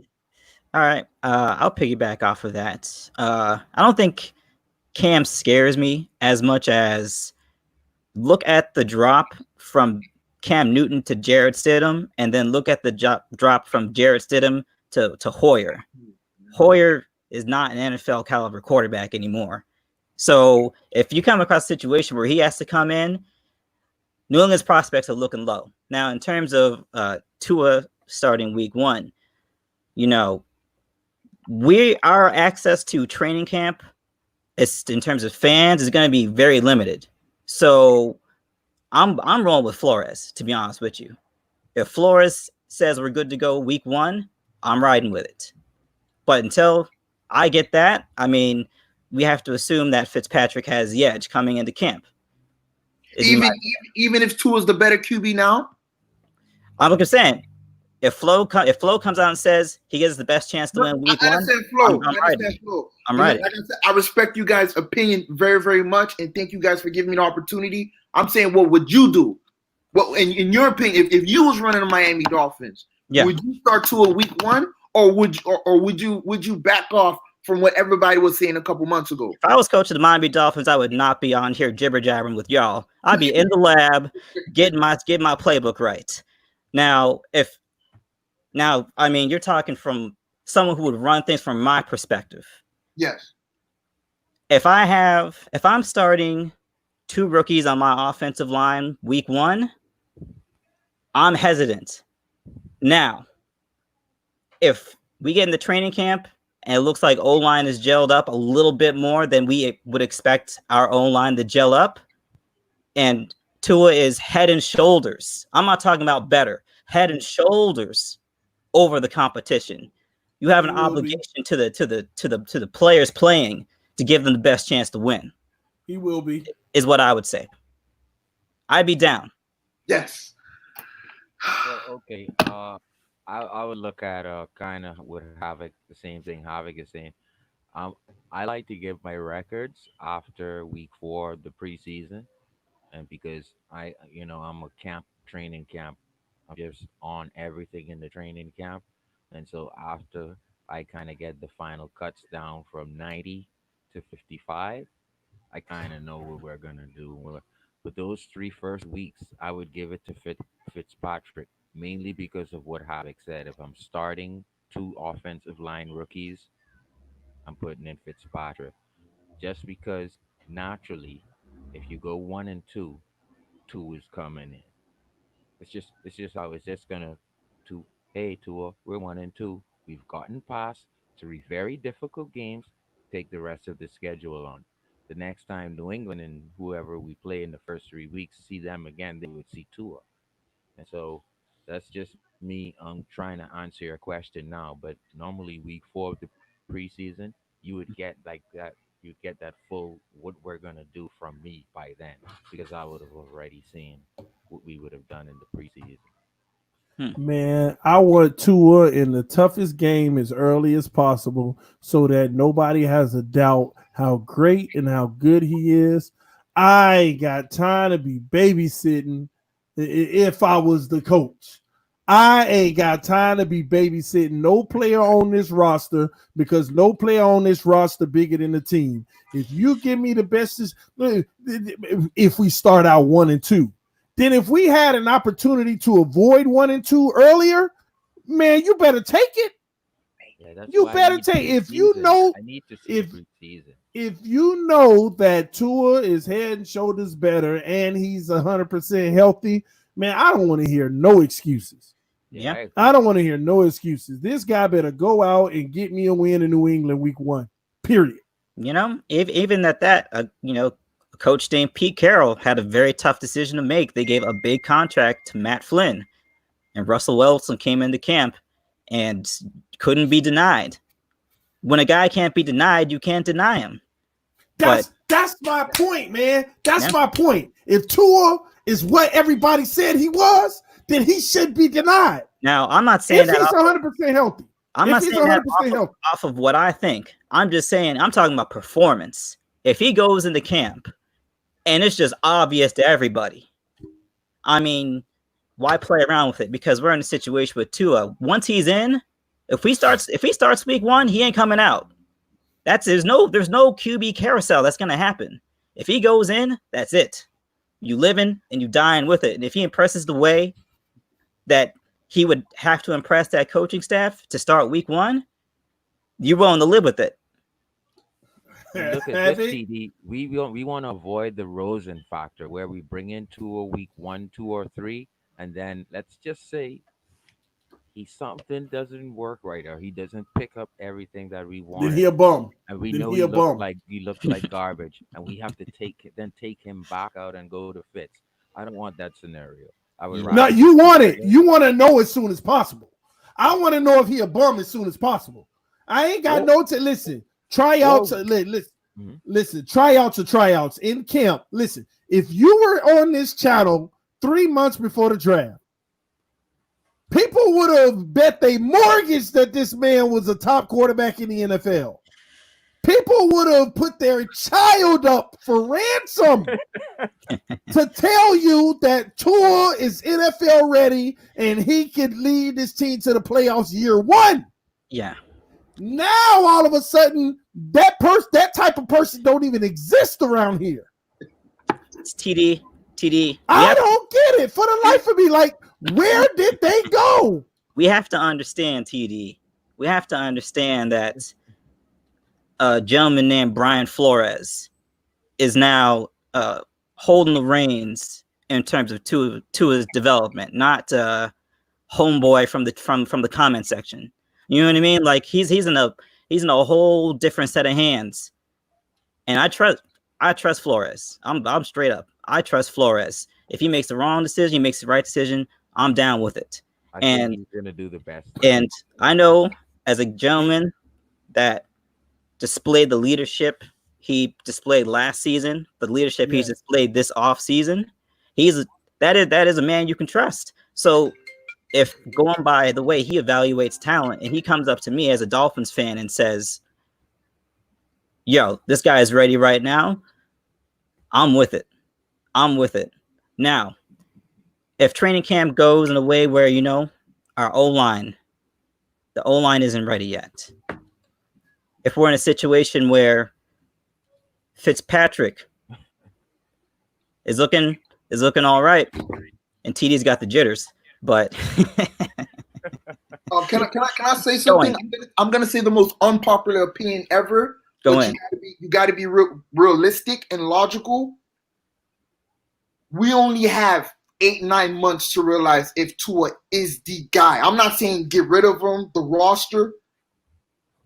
Next year is probably going to be one of the greatest QB classes ever, with one generational QB and 2 others you could build the franchise on. If Tua is not the guy, and you stick with him through next year, and you pass up on that great class, that's going to push the franchise back at least another decade. Not 2 years, not 3 years, not 5 years, a decade. Tua better be the guy. If not, figure it out next year. And if you stick with Tua again, and he's average, and we don't do nothing, we're in the same position that we were in the 90s, the 2000s, and the 2000 teens. That's all I'm gonna say. I know that's an unpopular opinion. I know a lot of people are Tua lovers, but I'm just keeping it real. It ain't unpopular. It's just the truth. The people don't like the truth. But let me say this: all I heard. Listen, I heard, Russell Wilson went to camp. They gave one guy a lot of money, and he played to a point where they couldn't deny him. We're talking about Ryan Fitzpatrick versus what everybody told me Tua Tagovailoa was in college. And basically, they told me you can't deny him. You can't deny him. His talent, you cannot deny, especially if you compare it to Ryan Fitzpatrick. It cannot be denied. So, listen, I don't want to hear nothing about no O-line, because you threw Tannehill out there without one, and y'all all told me, if he was better at the quarterback position, it wouldn't have mattered if the O-line sucked. Yeah, you're fighting all these old battles, TD. It's over. Keep that same energy. Now they want. No, I'm exposing the people. I'm trying to expose the people that don't know what the heck they be talking about. Gotta be the psychologist. Arguing up and down. It's over, TD. No. I want these people to keep the same energy. Forget everybody else. All I know is this: Tua Tagovailoa, generational player, and I got to push back on you, G Love T. I don't care nothing about the next quarterbacks coming next year either. That's generational, because you ain't nothing until you prove it in the NFL. Every year we get this new class of generational. That's why I don't put too much merit on Tua like that, because every year you get the next group of generational, and most of them ain't. Most of them wouldn't even daily when they got in the league. Talk about generational. But anyway, all I know is this man is expected to be heads and shoulders better than Ryan Fitzpatrick. That's all I know. He is expected, if 100% healthy, and y'all tell me if I'm wrong in the comment section. No, TD, he's not expected to be head and shoulders better than him. Tell me so I can make sure I write your names down now. Make sure you ain't one of those people with all that hypocrisy. But anyway, he is expected to be heads and shoulder better than Ryan Fitzpatrick. Ryan Fitzpatrick is only supposed to be the bridge quarterback, because the guy that we're going to draft, Tua Tagovailoa, who it is, always has been, and always will be, I heard that a lot of times, is the next quarterback that's going to be heads and shoulders better than any quarterback we had since Dan Marino. And if he ends up being that guy, then listen, put his behind out there game one, let him own this franchise so I can shut my mouth and start bowing to him, because that's what I want to do. I want him to be that good. You But know, don't tease me with all how great he is, and all of a sudden you want me to wait a whole nother year using all these same excuses that you wouldn't give no other quarterback that been on this roster for the last 20 years. I'm hearing excuses before the guy even play a snap that y'all wouldn't use on the same guys that were already here. It's ridiculous, and I ain't going for it. Tua game one. Tua game one. Tua game, now I'm protesting. Tua game one. I don't want to hear it, man. hey, And also, don't forget that. Please don't spare nobody. Don't spare anybody. You guys been nice lately. When we drafted him, people promised us that he was healthy. For some reason, after he got drafted, now we got to give his hip more time. Please, please, please, please. Healthy. He 100. Hey, G Love. He 100%. He 100%. I don't want to hear all these people. Well, he's still rehabbing. Leave me alone. He 100%. I ain't worried about these people talking about if he's healthy. They know he's healthy. They just want. Here's what they want. They want after preseason over. They want game one right before the depth chart to come out. They want Flores to be like, I think he's 99%. Oh, see, if he ain't 100, ain't nobody in the NFL 100% healthy. Ain't a single soul in the NFL who put that kind of abuse on their body 100% healthy. Everybody aching, especially during the season. Everybody. Yeah. It's a fact. I don't want to hear it, man. All I know is Tua Tagovailoa is the greatest thing since the greatest thing, and he better go out there and show it. I got faith in him. Let's roll. Y'all made me have faith in him, and I'm going to have it. For me, it's in Flores we trust. If he can pass that barometer of Brian Flores, that's all I need to know. But he's got to pass that barometer for me to co-sign on it. If Brian Flores says we ready to go with him, I'm with it. But it's not for me. It's not for me as It's not for me to say because I don't know anything. I mean, I'm just some guy on here talking about the Dolphins who loves the team. Now, if a guy like Brian Flores gives him that cosign, I mean, we're ready to go. And that's the quarterback for the entirety of the season. Ain't no carousel. It's like I said earlier, when Tua's in, he's in. That's it. Ain't no carousel. He's in, and that's it. Go ahead, Sharif. I'll give you a nugget. All right, let's look at Cam Newton and let's look at Tua. Both quarterbacks are coming into a new system.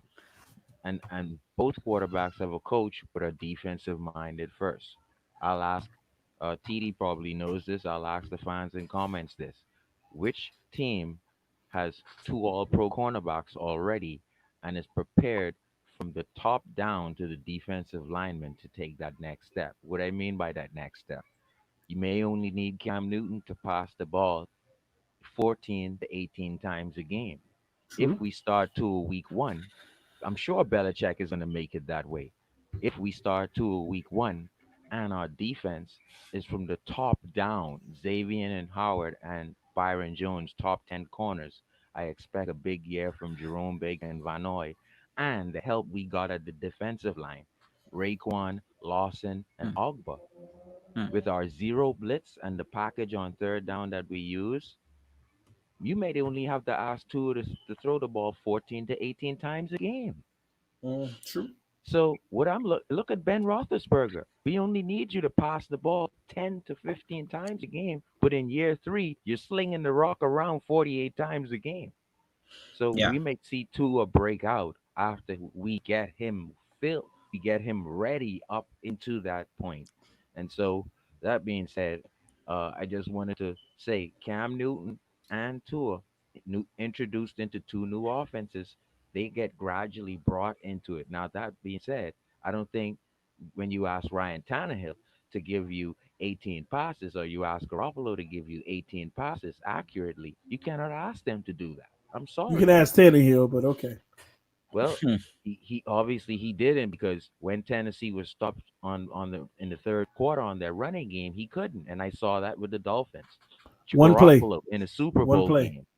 You ask him to hit a guy wide open, and it's 18 to 13 passes. We just need you to hit a couple passes. You can't do it. We all know in history, Cam Newton is inaccurate. I can tell you for a fact, Tua is going to have 60 to 70% completion ratio in the NFL. Then he should be starting game one. I can. He should be starting game 1 against the inaccurate Cam Newton then. And we may be only asking Tua to pass the ball 15 to 18 times a game. So who's at the better advantage to do well? Miami Dolphins right now. Even with our O-lines matching up, because the Patriots, they people still are got underestimating our O-line, J Love. I'm not underestimating the Dolphins O-line. I think you're underestimating the Patriots offensive line with the mixture of Sony Michel, James White, and Cam, and also now third option running is Cam Newton. See, my job here is to be logical. I'm not just a homer. You get what I'm saying? I think that's what people fail to realize. Yeah, Cam Newton is not 2015. This is a 2020 Cam Newton, but this is 2020 Cam Newton with probably the best offensive lineman he's going to play with Bill Belichick. Agreed. That's a fact. And with the scheme that they use. Yes. I agree. I fully agree with that. That's why I said earlier, with the 10-point lead that Belichick has, he can now use Cam Newton, take 2 tight ends, and bring an extra offensive lineman in the game, and you're done. Yeah, I mean, they just run the ball down your throat. Go ahead, Abbott. I mean, I think the problem with the 2020 Cam Newton is the 2018 Cam Newton didn't look too good. The 2019 Cam Newton didn't look too good. I don't know what to look for 2020. If I'm just going off the recent evidence, he ain't looking as hot. Them injury, I'm telling you, can't no one escape Father Time. And them injuries pile up, especially when you take the hits he's taken over time. Can't no one escape Father Time. So, Cam, he had a great career, especially at his prime. I mean, he was a monster. But I don't know. 2018 Cam Newton, you can't escape Father Time, man, and it's taking its toll on him. Can I actually 2018 Cam Newton wasn't bad, bro. It was. Yes, fact. You're right. It was his highest completion percentage. You're right. His highest average yards per reception. I mean, it wasn't bad at all. His highest first down rate. Yeah, you're right. I misspoke. That 2019 I'm referring to. His least amount of sacks and his highest second highest QB rating of his career. So I don't know. All I know is last season they were talking about I forget. Yeah, last season he only played 2 games last year. I don't know who when he was available to play, they didn't want him. They didn't want him out there.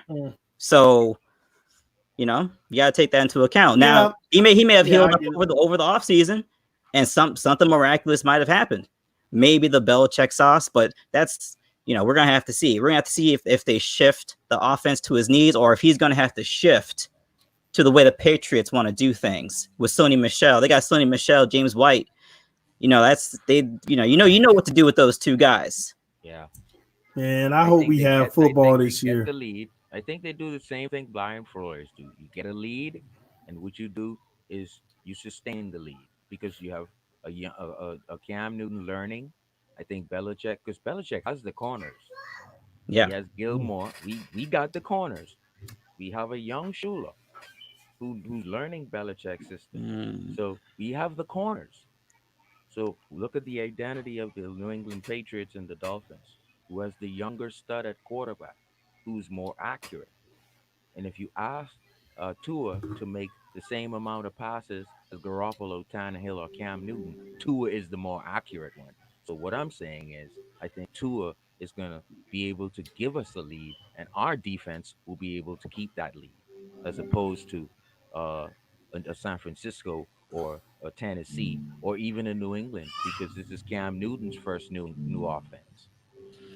That's true. First time he's ever played for a team that's not the Carolina Panthers either. So we're gonna have to see. All this talk about Tua being the more accurate quarterback. Listen, man, that was at Alabama. We're gonna find out how accurate he is in the NFL. Are you losing confidence in your boy now? 5 minutes ago? No, I'm not losing confidence. I'm just saying he still has to prove it all to us. Yeah. All this has to be proven. All that playing with the best receivers in college, playing with the best O-line in college, great run game. I mean, hopefully we can mimic that, but if we don't, hopefully that completion percentage remains. If not, then we all sitting here like, And let's talk about that next year's pick. We got two picks in the first round. So according to Yeah. that pick that we got from that team, where they're standing at the end of this year, that could be Palai Sewell, our Yep. new left tackle. Or that could be, hey, we may get the second or the first pick, Justin Fields or Trevor Lawrence. Listen, We'd like I to don't have want, we'd Um, like man. to have three first round picks for No, that. we better um, not. that I that tell you Houston what. pick, might turn into something this Yeah. year. Mm-mm. You know, that So Houston pick we might turn into something this hey, we in might next have year's Trevor draft. Lawrence in our hand, and we might be like, hey, we'd like to have three first round picks for that pick, and Listen, we set up our better not future. need. We better not need a quarterback next year. I don't even We want to think about better not need a quarterback. that. I don't even I want to think it think was about that. destiny. I think we talked about that, and I forgot which stream we talked about it. That destiny in terms of the injury, how it happened, the time, the thing that's going around us in this world, Hmm. and how Tua wasn't able to do anything. It everything worked out, and if you look at it, Flores is the perfect family for Tua, and Ross, Stephen Ross, what he's trying to do. Even when I look at what Kenny Stills, and I researched that, Flores wasn't mad at Kenny Stills. Flores just wanted to make a note. Look, we need to focus on week 6, and it seems like you're not focused with the teammates. So I need to play this Jay Z in the practice with you, or whatever it is he played. But so Flores is the first one that spoke when George Floyd had the incident. So what I'm seeing is a family for Tua, by destiny, and I'll leave it right there. Okay, I feel the take. I mean, it it seems interesting that the only reason why Tua was able to drop to us is because of the injury. You know, uh, also if you have to take into account, Joe Burrow wasn't number one on anybody's board before the 2020 draft, and he shot all the way up and made Tua the second option, which led him to us. You know, he didn't drop because of talent. I'll say it like that. He didn't drop because he couldn't do the job. So that's just how things go. It worked out for us. We got the great infrastructure for him. Now it's just a matter of, and that's why I keep saying, I'm just a guy talking. It really comes down to what is Brian Flores' goals and set of objectives that he has to pass in order for him to get that nod. If he can pass that Flores test, it ain't about impressing me. If he can pass that Flores test, I'm with it. That's just my perspective. I'm not gonna hate on it. If Flores says he's ready, he goes out there, stinks it up. It happens. But if we see the progress of him becoming what we think he can become, I'm with it. But you gotta take the goods with the bads. We can't throw the baby out with the bathwater. You gotta take the goods with the bads. But long term, I agree. it's a great. I mean, if you got to bet on somebody, I'll bet on Tua. I'll say it like that. I'll bet on him a lot more than what's his name and that they drafted in San Diego.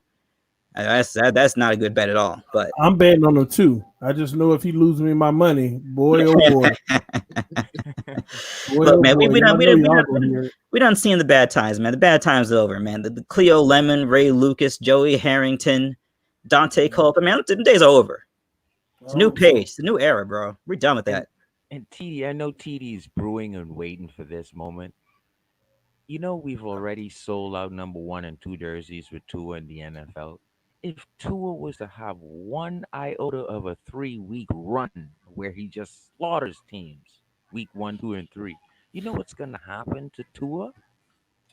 It's gonna be LeBron James status in Miami. I'm telling you, and he's gonna get that, and he's gonna earn it real quickly.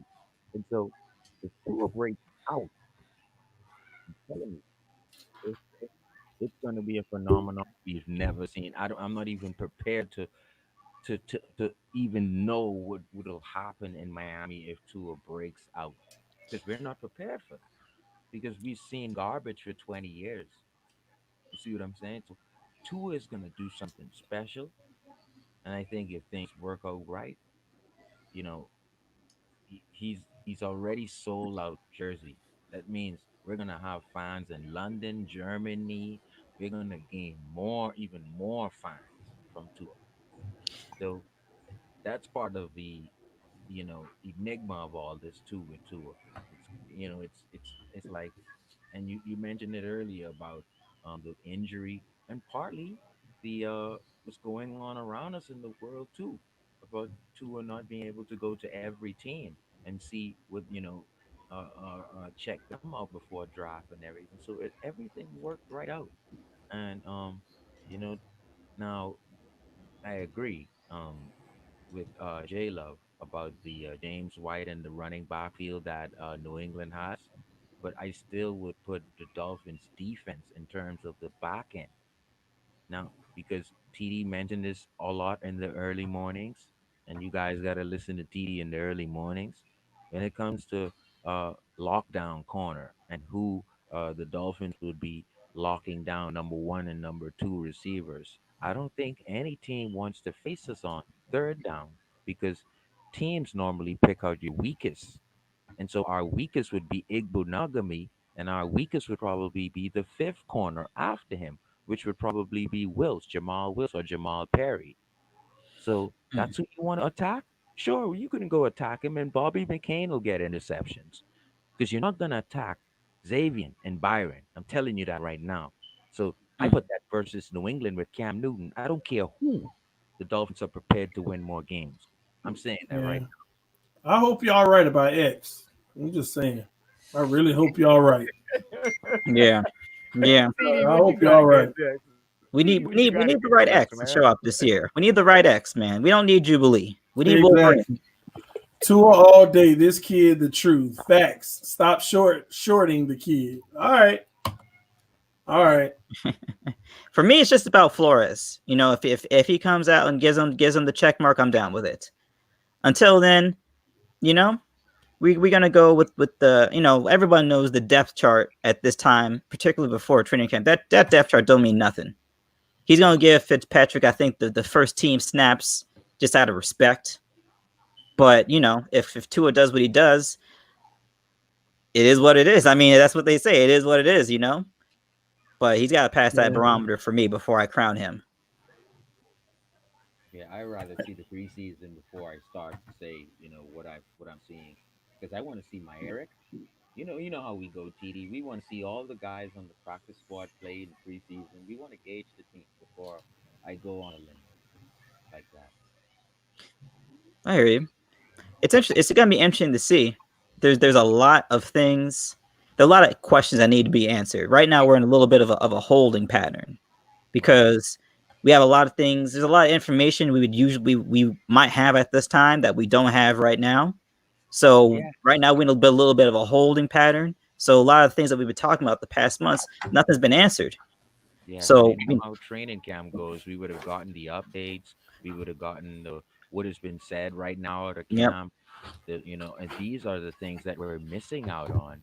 And so we're here, kind of just going off what we've recently, and this is the first time we've ever had to do this. And so sure. this is a new area for us.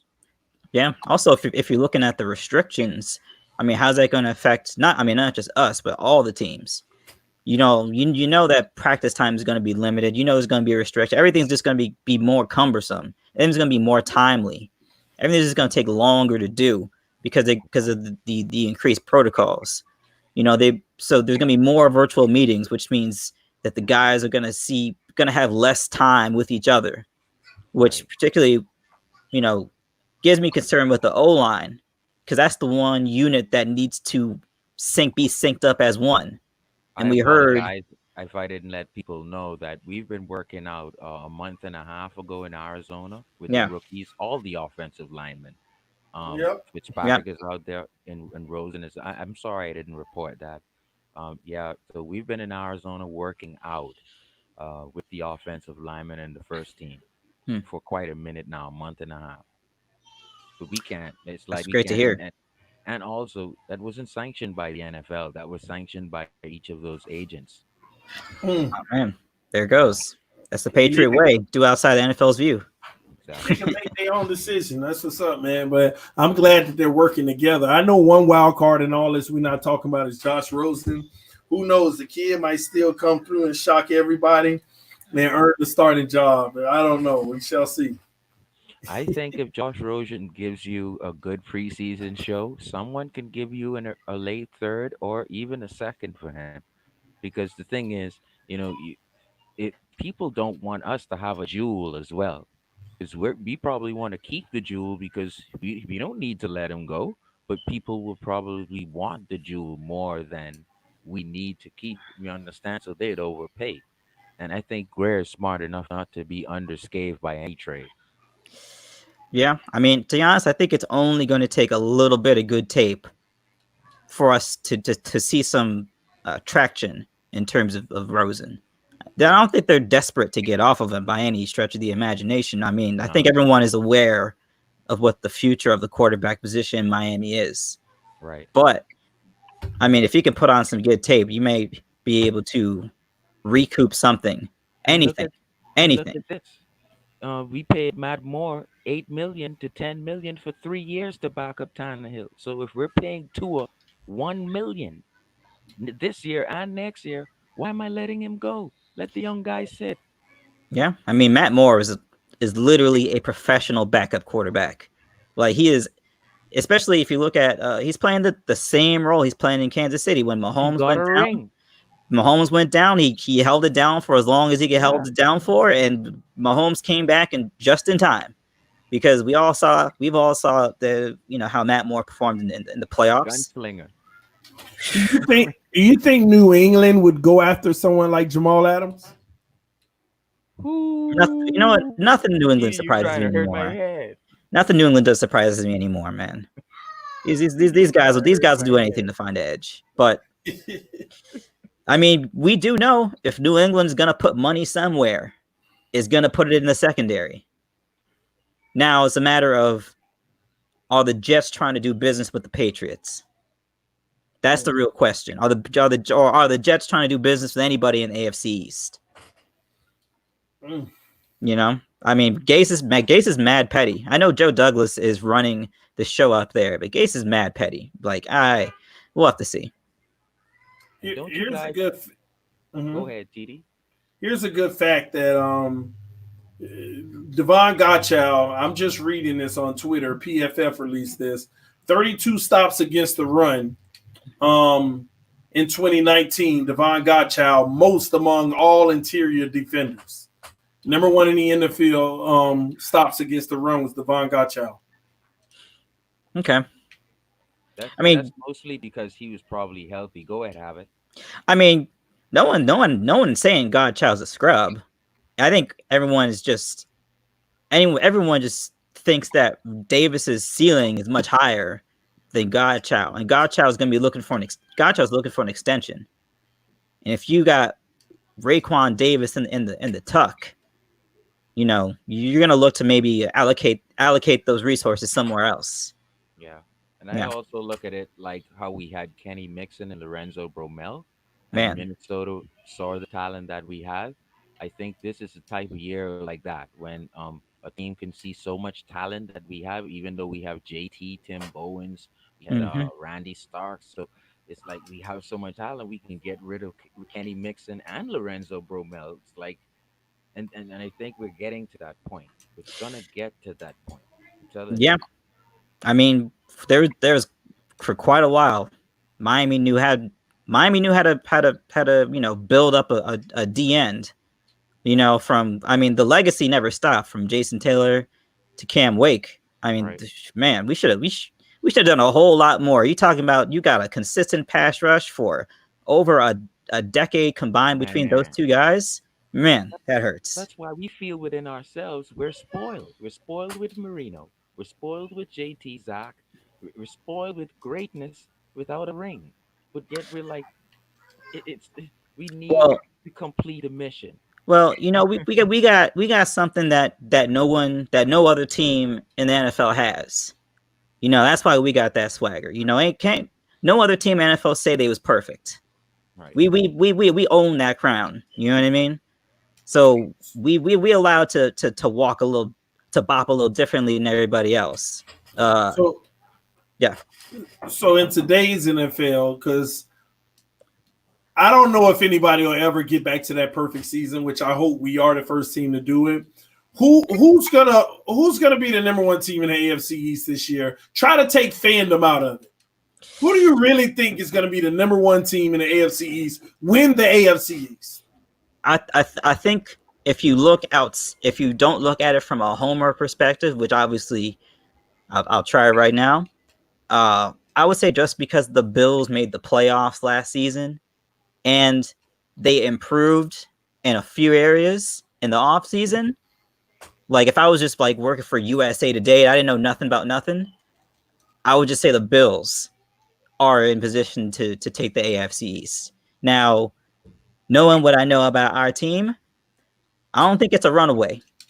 And if we can get it together early, which is going to be difficult for us, but if we can get it together early, it ain't promised to them. I'll tell you that much. It's not promised to them, but probably the outside view would be that it's the Bills. What's your take, J Love? I'm going Dolphins. Dolphins all day. I'm it's just the Dolphin in me. Nah, but let me start playing. I agree with Havoc, the Bills, because of the running game and the defense. Yeah, it just scares me a little bit. And the bigger question after who's number one, who's gonna win number two in the AFC East? That's gonna be another dogfight. Yep. So, it's gonna be real murky. Yeah. I think the Bills are gonna win the division simply because they're returning the starters. I would say that because I haven't watched preseason yet, and I'm going based off of what has happened. So right now the Bills are above the Patriots, even with just the signing of Cam Newton. We beat the Patriots, and the Bills are still better than us. Yeah, and the Patriots. I mean, the Patriots. They basically have wide receivers that cover themselves. I mean, let's just keep it a buck. Like their wide receiver core is. I know they got N'Keal Harris. Oh man, if whether it's Cam, whether it's Stidham, whoever it is, they got no help. That's checked down to James White all day long. Their catch radius better be alien math. I'm telling you, they need help. But let me ask you, Love, because you was coming in real strong with the Tua take. Let me say last year when the Tua hype got started to build up momentum. Were you on the Tua train? Were you the guy early on in the season? I'm not gonna let me keep it real. I was the number one guy on the Tua train, the biggest. All right, you're the conductor. Let me tell you what changed. Now, like I said, I'm human.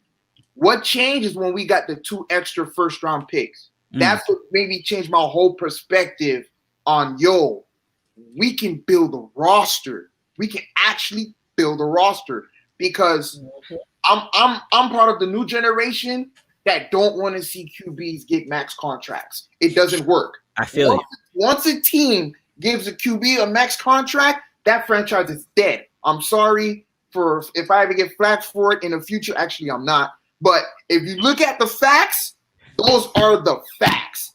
And the biggest example was the Seattle Seahawks. When they had to break up the Legion of Boom to pay Russell Wilson, that kind of broke my heart a little bit. And you got the Ravens, and that's why I'm so happy the Cowboys did the smart thing and not pay Prescott, because if they ever do pay Prescott, I feel sorry for whoever is a Cowboys fan. But yeah, I was part of the Tua train until we had the multiple first round picks. Then my mind started boggling. But since we got Tua, I'm going to stand behind the QB regardless. He's a Dolphin. I'm behind him. I'm rocking with him. Yeah, I feel you. I mean, Kansas City is a little bit in that position right now where Mahomes is going to get a contract no one's ever seen before. His contract is going to be something different. It's going to be hard.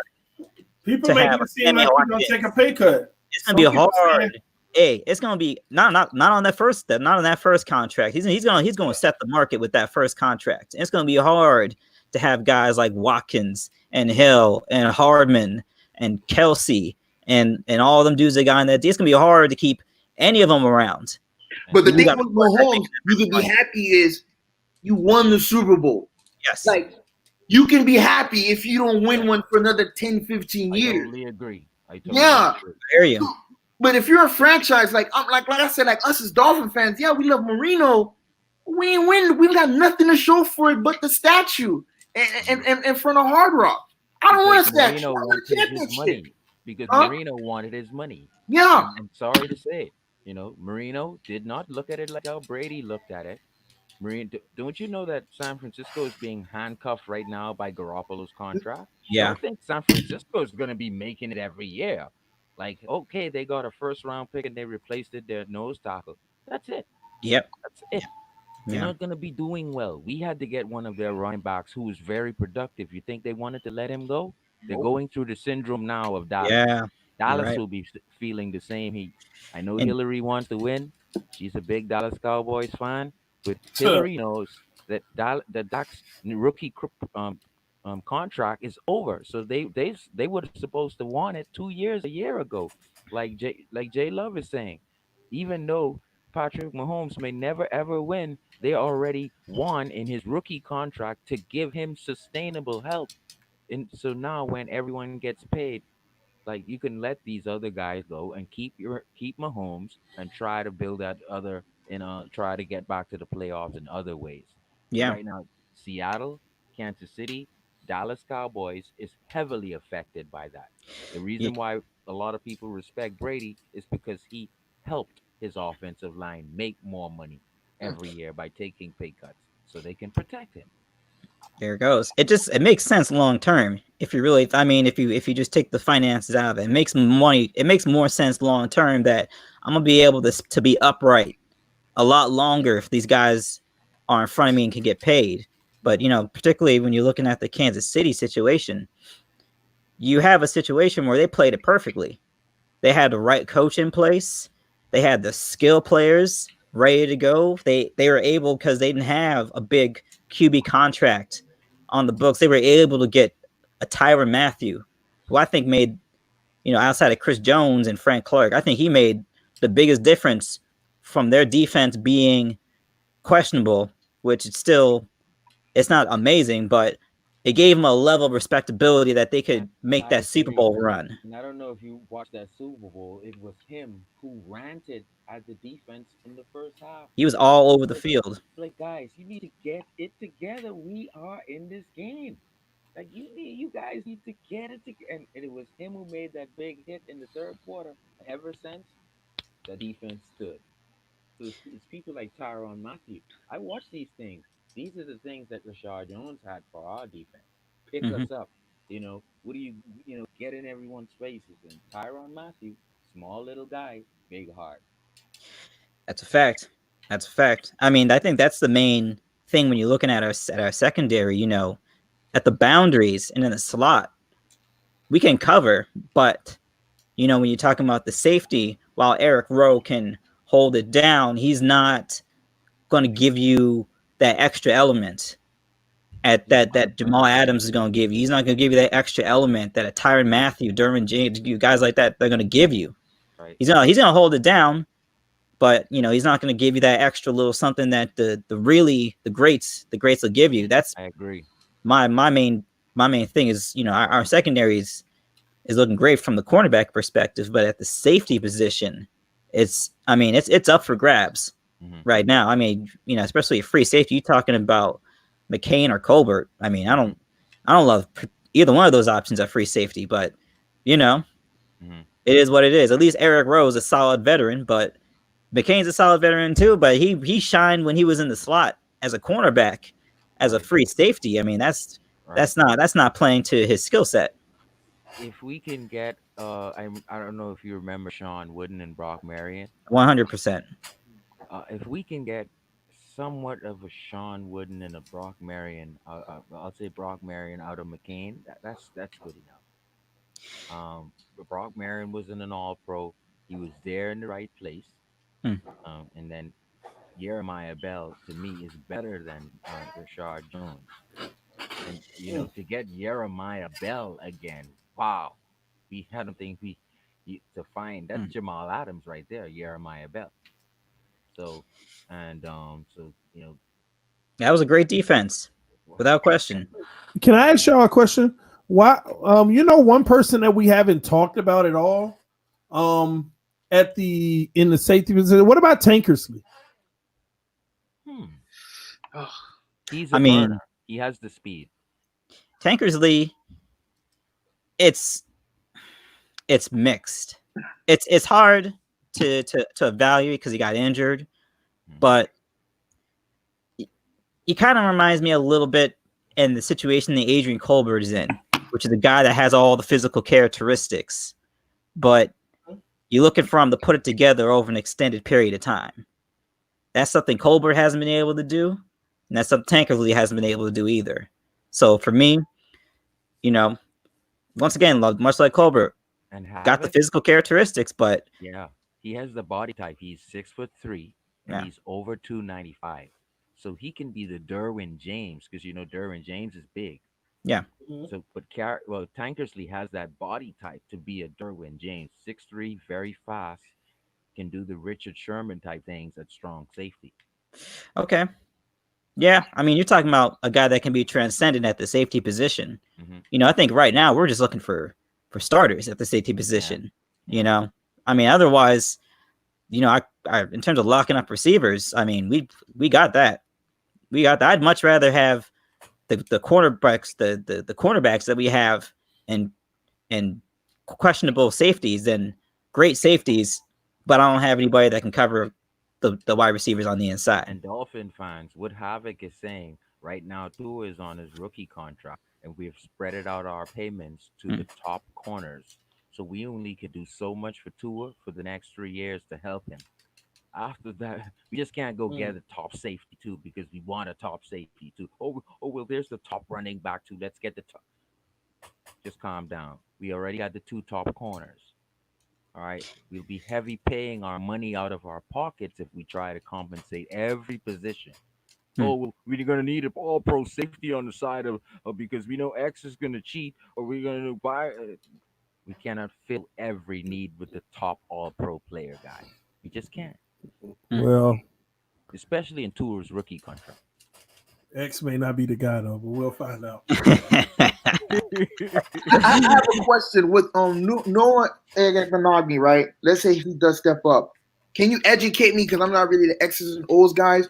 What can you do with Byron if like or which side of safety can he play if like which side of safety can he play? Can he contribute if Noah can step up at the second cornerback position?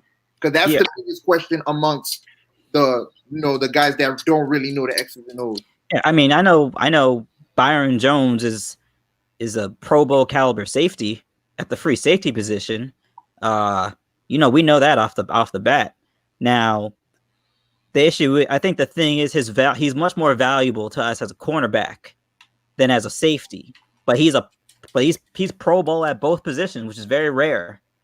Now, if you have to make a decision, you'd rather have him lining up against the team's number 1 wide receiver than playing deep. So for me, they invest that pick into Noah. You got X. You know what he's gonna do, hopefully. You know what Byron Jones is gonna do. He's a safer bet than X. So the question is, you have a guy like Nick Needham sitting there who performed well for us last season down the stretch. Can you carve out a role for him where we have a shaky free safety situation that we can give him some reps there and see what we can do? Because if he can be our solution at the free safety position, I mean, that would open things up because he only got better last season. They're gonna put him out there. Needham's gonna get some reps at safety. He's gonna get reps at corner and safety. Yeah. This is the year where they flex him out and give him multiple opportunities, multiple looks. Yeah, I think especially coming off last season, we were just looking for NFL quality players. Right. I mean, let's be real. I mean, he was able to really excel, but there wasn't the bevy of talent around him last season that's going to be around this season. So there may be a better infrastructure for him to be able to spread out his wings a little bit more and play a little bit more on the perch, as opposed to last season where, I mean, we needed him. And he was a UDFA. We needed him. He came through for the most part. I mean, he came Oh through for yes. us. And it's a good point you made just now, Havoc.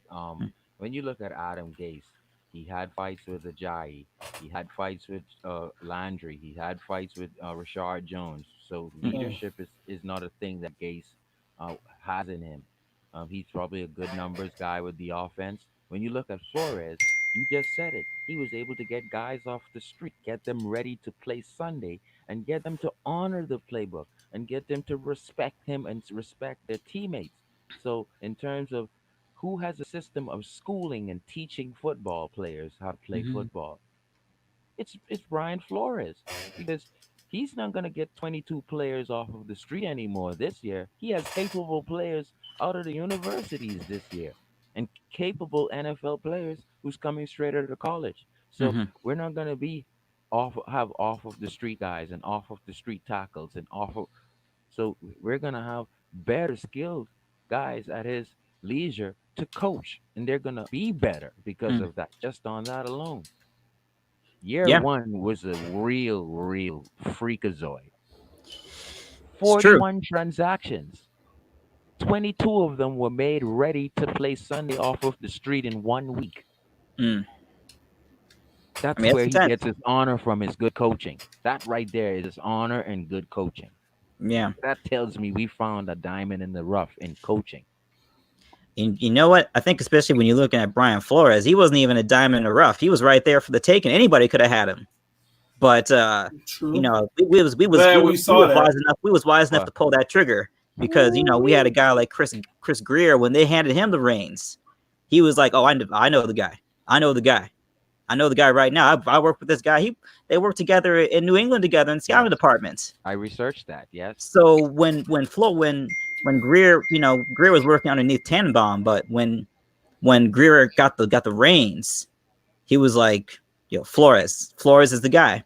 And we know, particularly going forward in the season, that's why, you know, I can say I trust Flores because I trust him in a way that I wouldn't necessarily put that same trust in Uncle Joe Philbin, you know, or Cam Cameron, fail forward fast. I mean, one of the worst head coaches I've ever seen in my entire life, Cam Cameron. I felt good about Campbell, but I feel complete about Flores. I don't think we would have done bad keeping Campbell, but I think Flores is complete. You know, I think Dan Campbell, he had one of those runs where a lot of times when the head coach gets fired and the the the guy that takes over, it seems like the team can get behind the new guy a little bit more because the message is a little fresher. You know Right. what I'm saying? Usually they change up the offense, they change things up a little bit. You know, they do things that maybe the players would have wanted to try, but the head coach couldn't figure that out. You know, Right. kind of like a little bit of the situation we had where with our offense, where you know O'Shea may have been from the X and O's perspective the guy, but he wasn't able to adapt his plan to the players that we had. That's when Flores had to come in and Right. usurp a little bit of power away from him and assume a little bit more of a role on the offense, especially since you know Caldwell. You know, Caldwell was supposed to be the Yeah. associate head coach, and Yeah. he, He you know, was. because of his situation, he wasn't able to be around. So you know that and the Minka situation, the way he handled that, where that could have fractured the whole team for the whole year. Exactly. So what you know, and you mentioned that. I look at that as a key things some things offensively might have been different with Caldwell there. And also, when I look at the argumentative nature of Adam Gase, I think he messed up Tannehill's career because had you been able to reason it out with Landry and reason it out with Ajayi and not just bench him and become, just become angry with Ajayi, Ajayi would have broken the NFL record with 4 200-yard rushing games. But no, because Adam Gase has his ego, he messes up Tannehill's career. If you ask me, You know, he messed his career up. he's that's Tannehill is not the only player that I have that analysis. You know, Glad y'all acknowledge that. Devontae Parker has a thing or two to say about that as well. You know, Oh, when of course. Gase was out here talking about Devontae who, I don't even know who this guy is. He comes out, and then they forced his hand. They made him play out. Parker balled out. Come on, man. And the agent said, "My client is healthy. I don't know what Adam Gase is talking about," which told me immediately, please fire this coach. Please. It's too many Adam Gase- arguments with players. Adam Gase takes things personal. That's the problem. A disagreement, he feels like it's insubordination.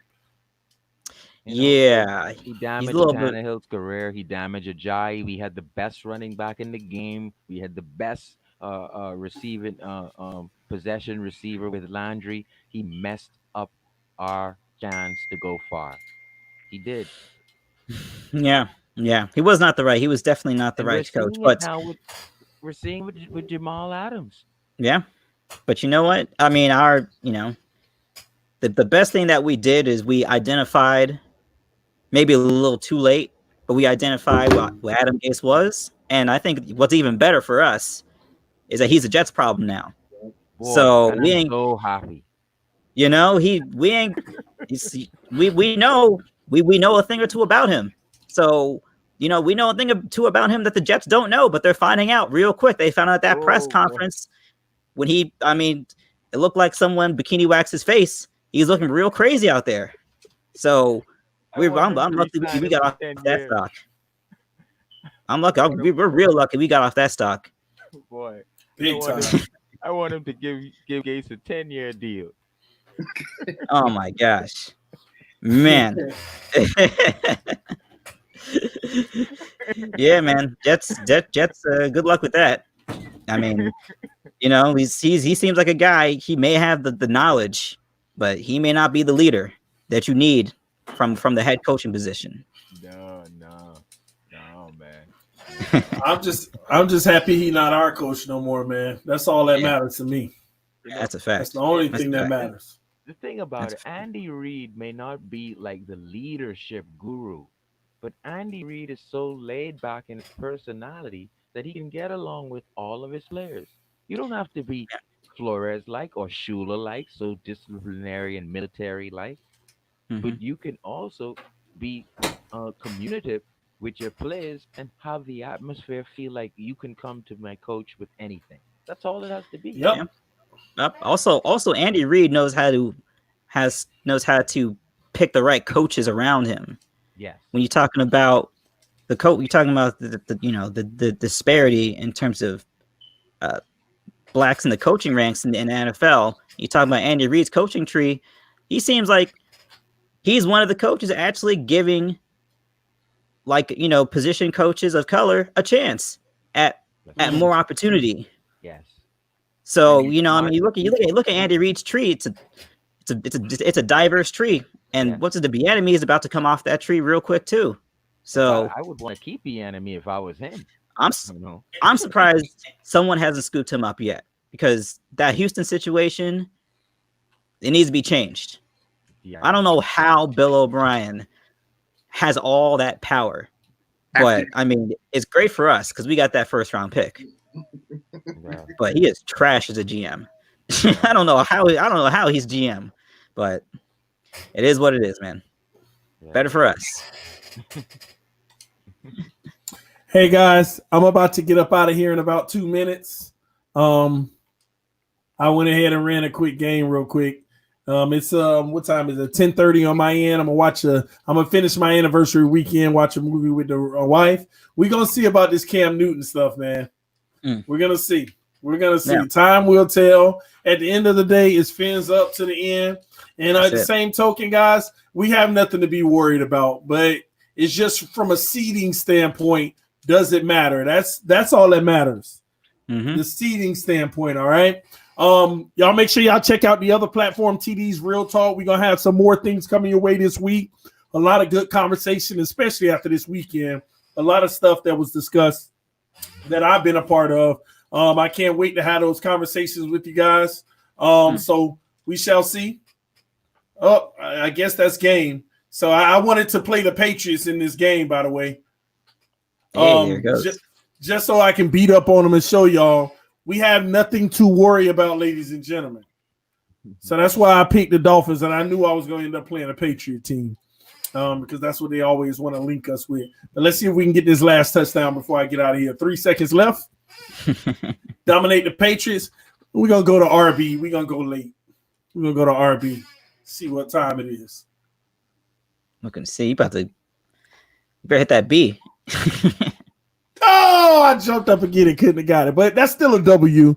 All y'all who want some on the sticks, y'all see what time it is, man. I'll see y'all Friday night so y'all can get some of this. Too. Guys, keep study the Dolphins history, because I'm telling you, Insanity is going to sneak up on us and she's going to have one of those quizzes and we're not going to be ready, guys. Yes, and it might be a giveaway. I'm on to you. It might be a giveaway. I'm on to you.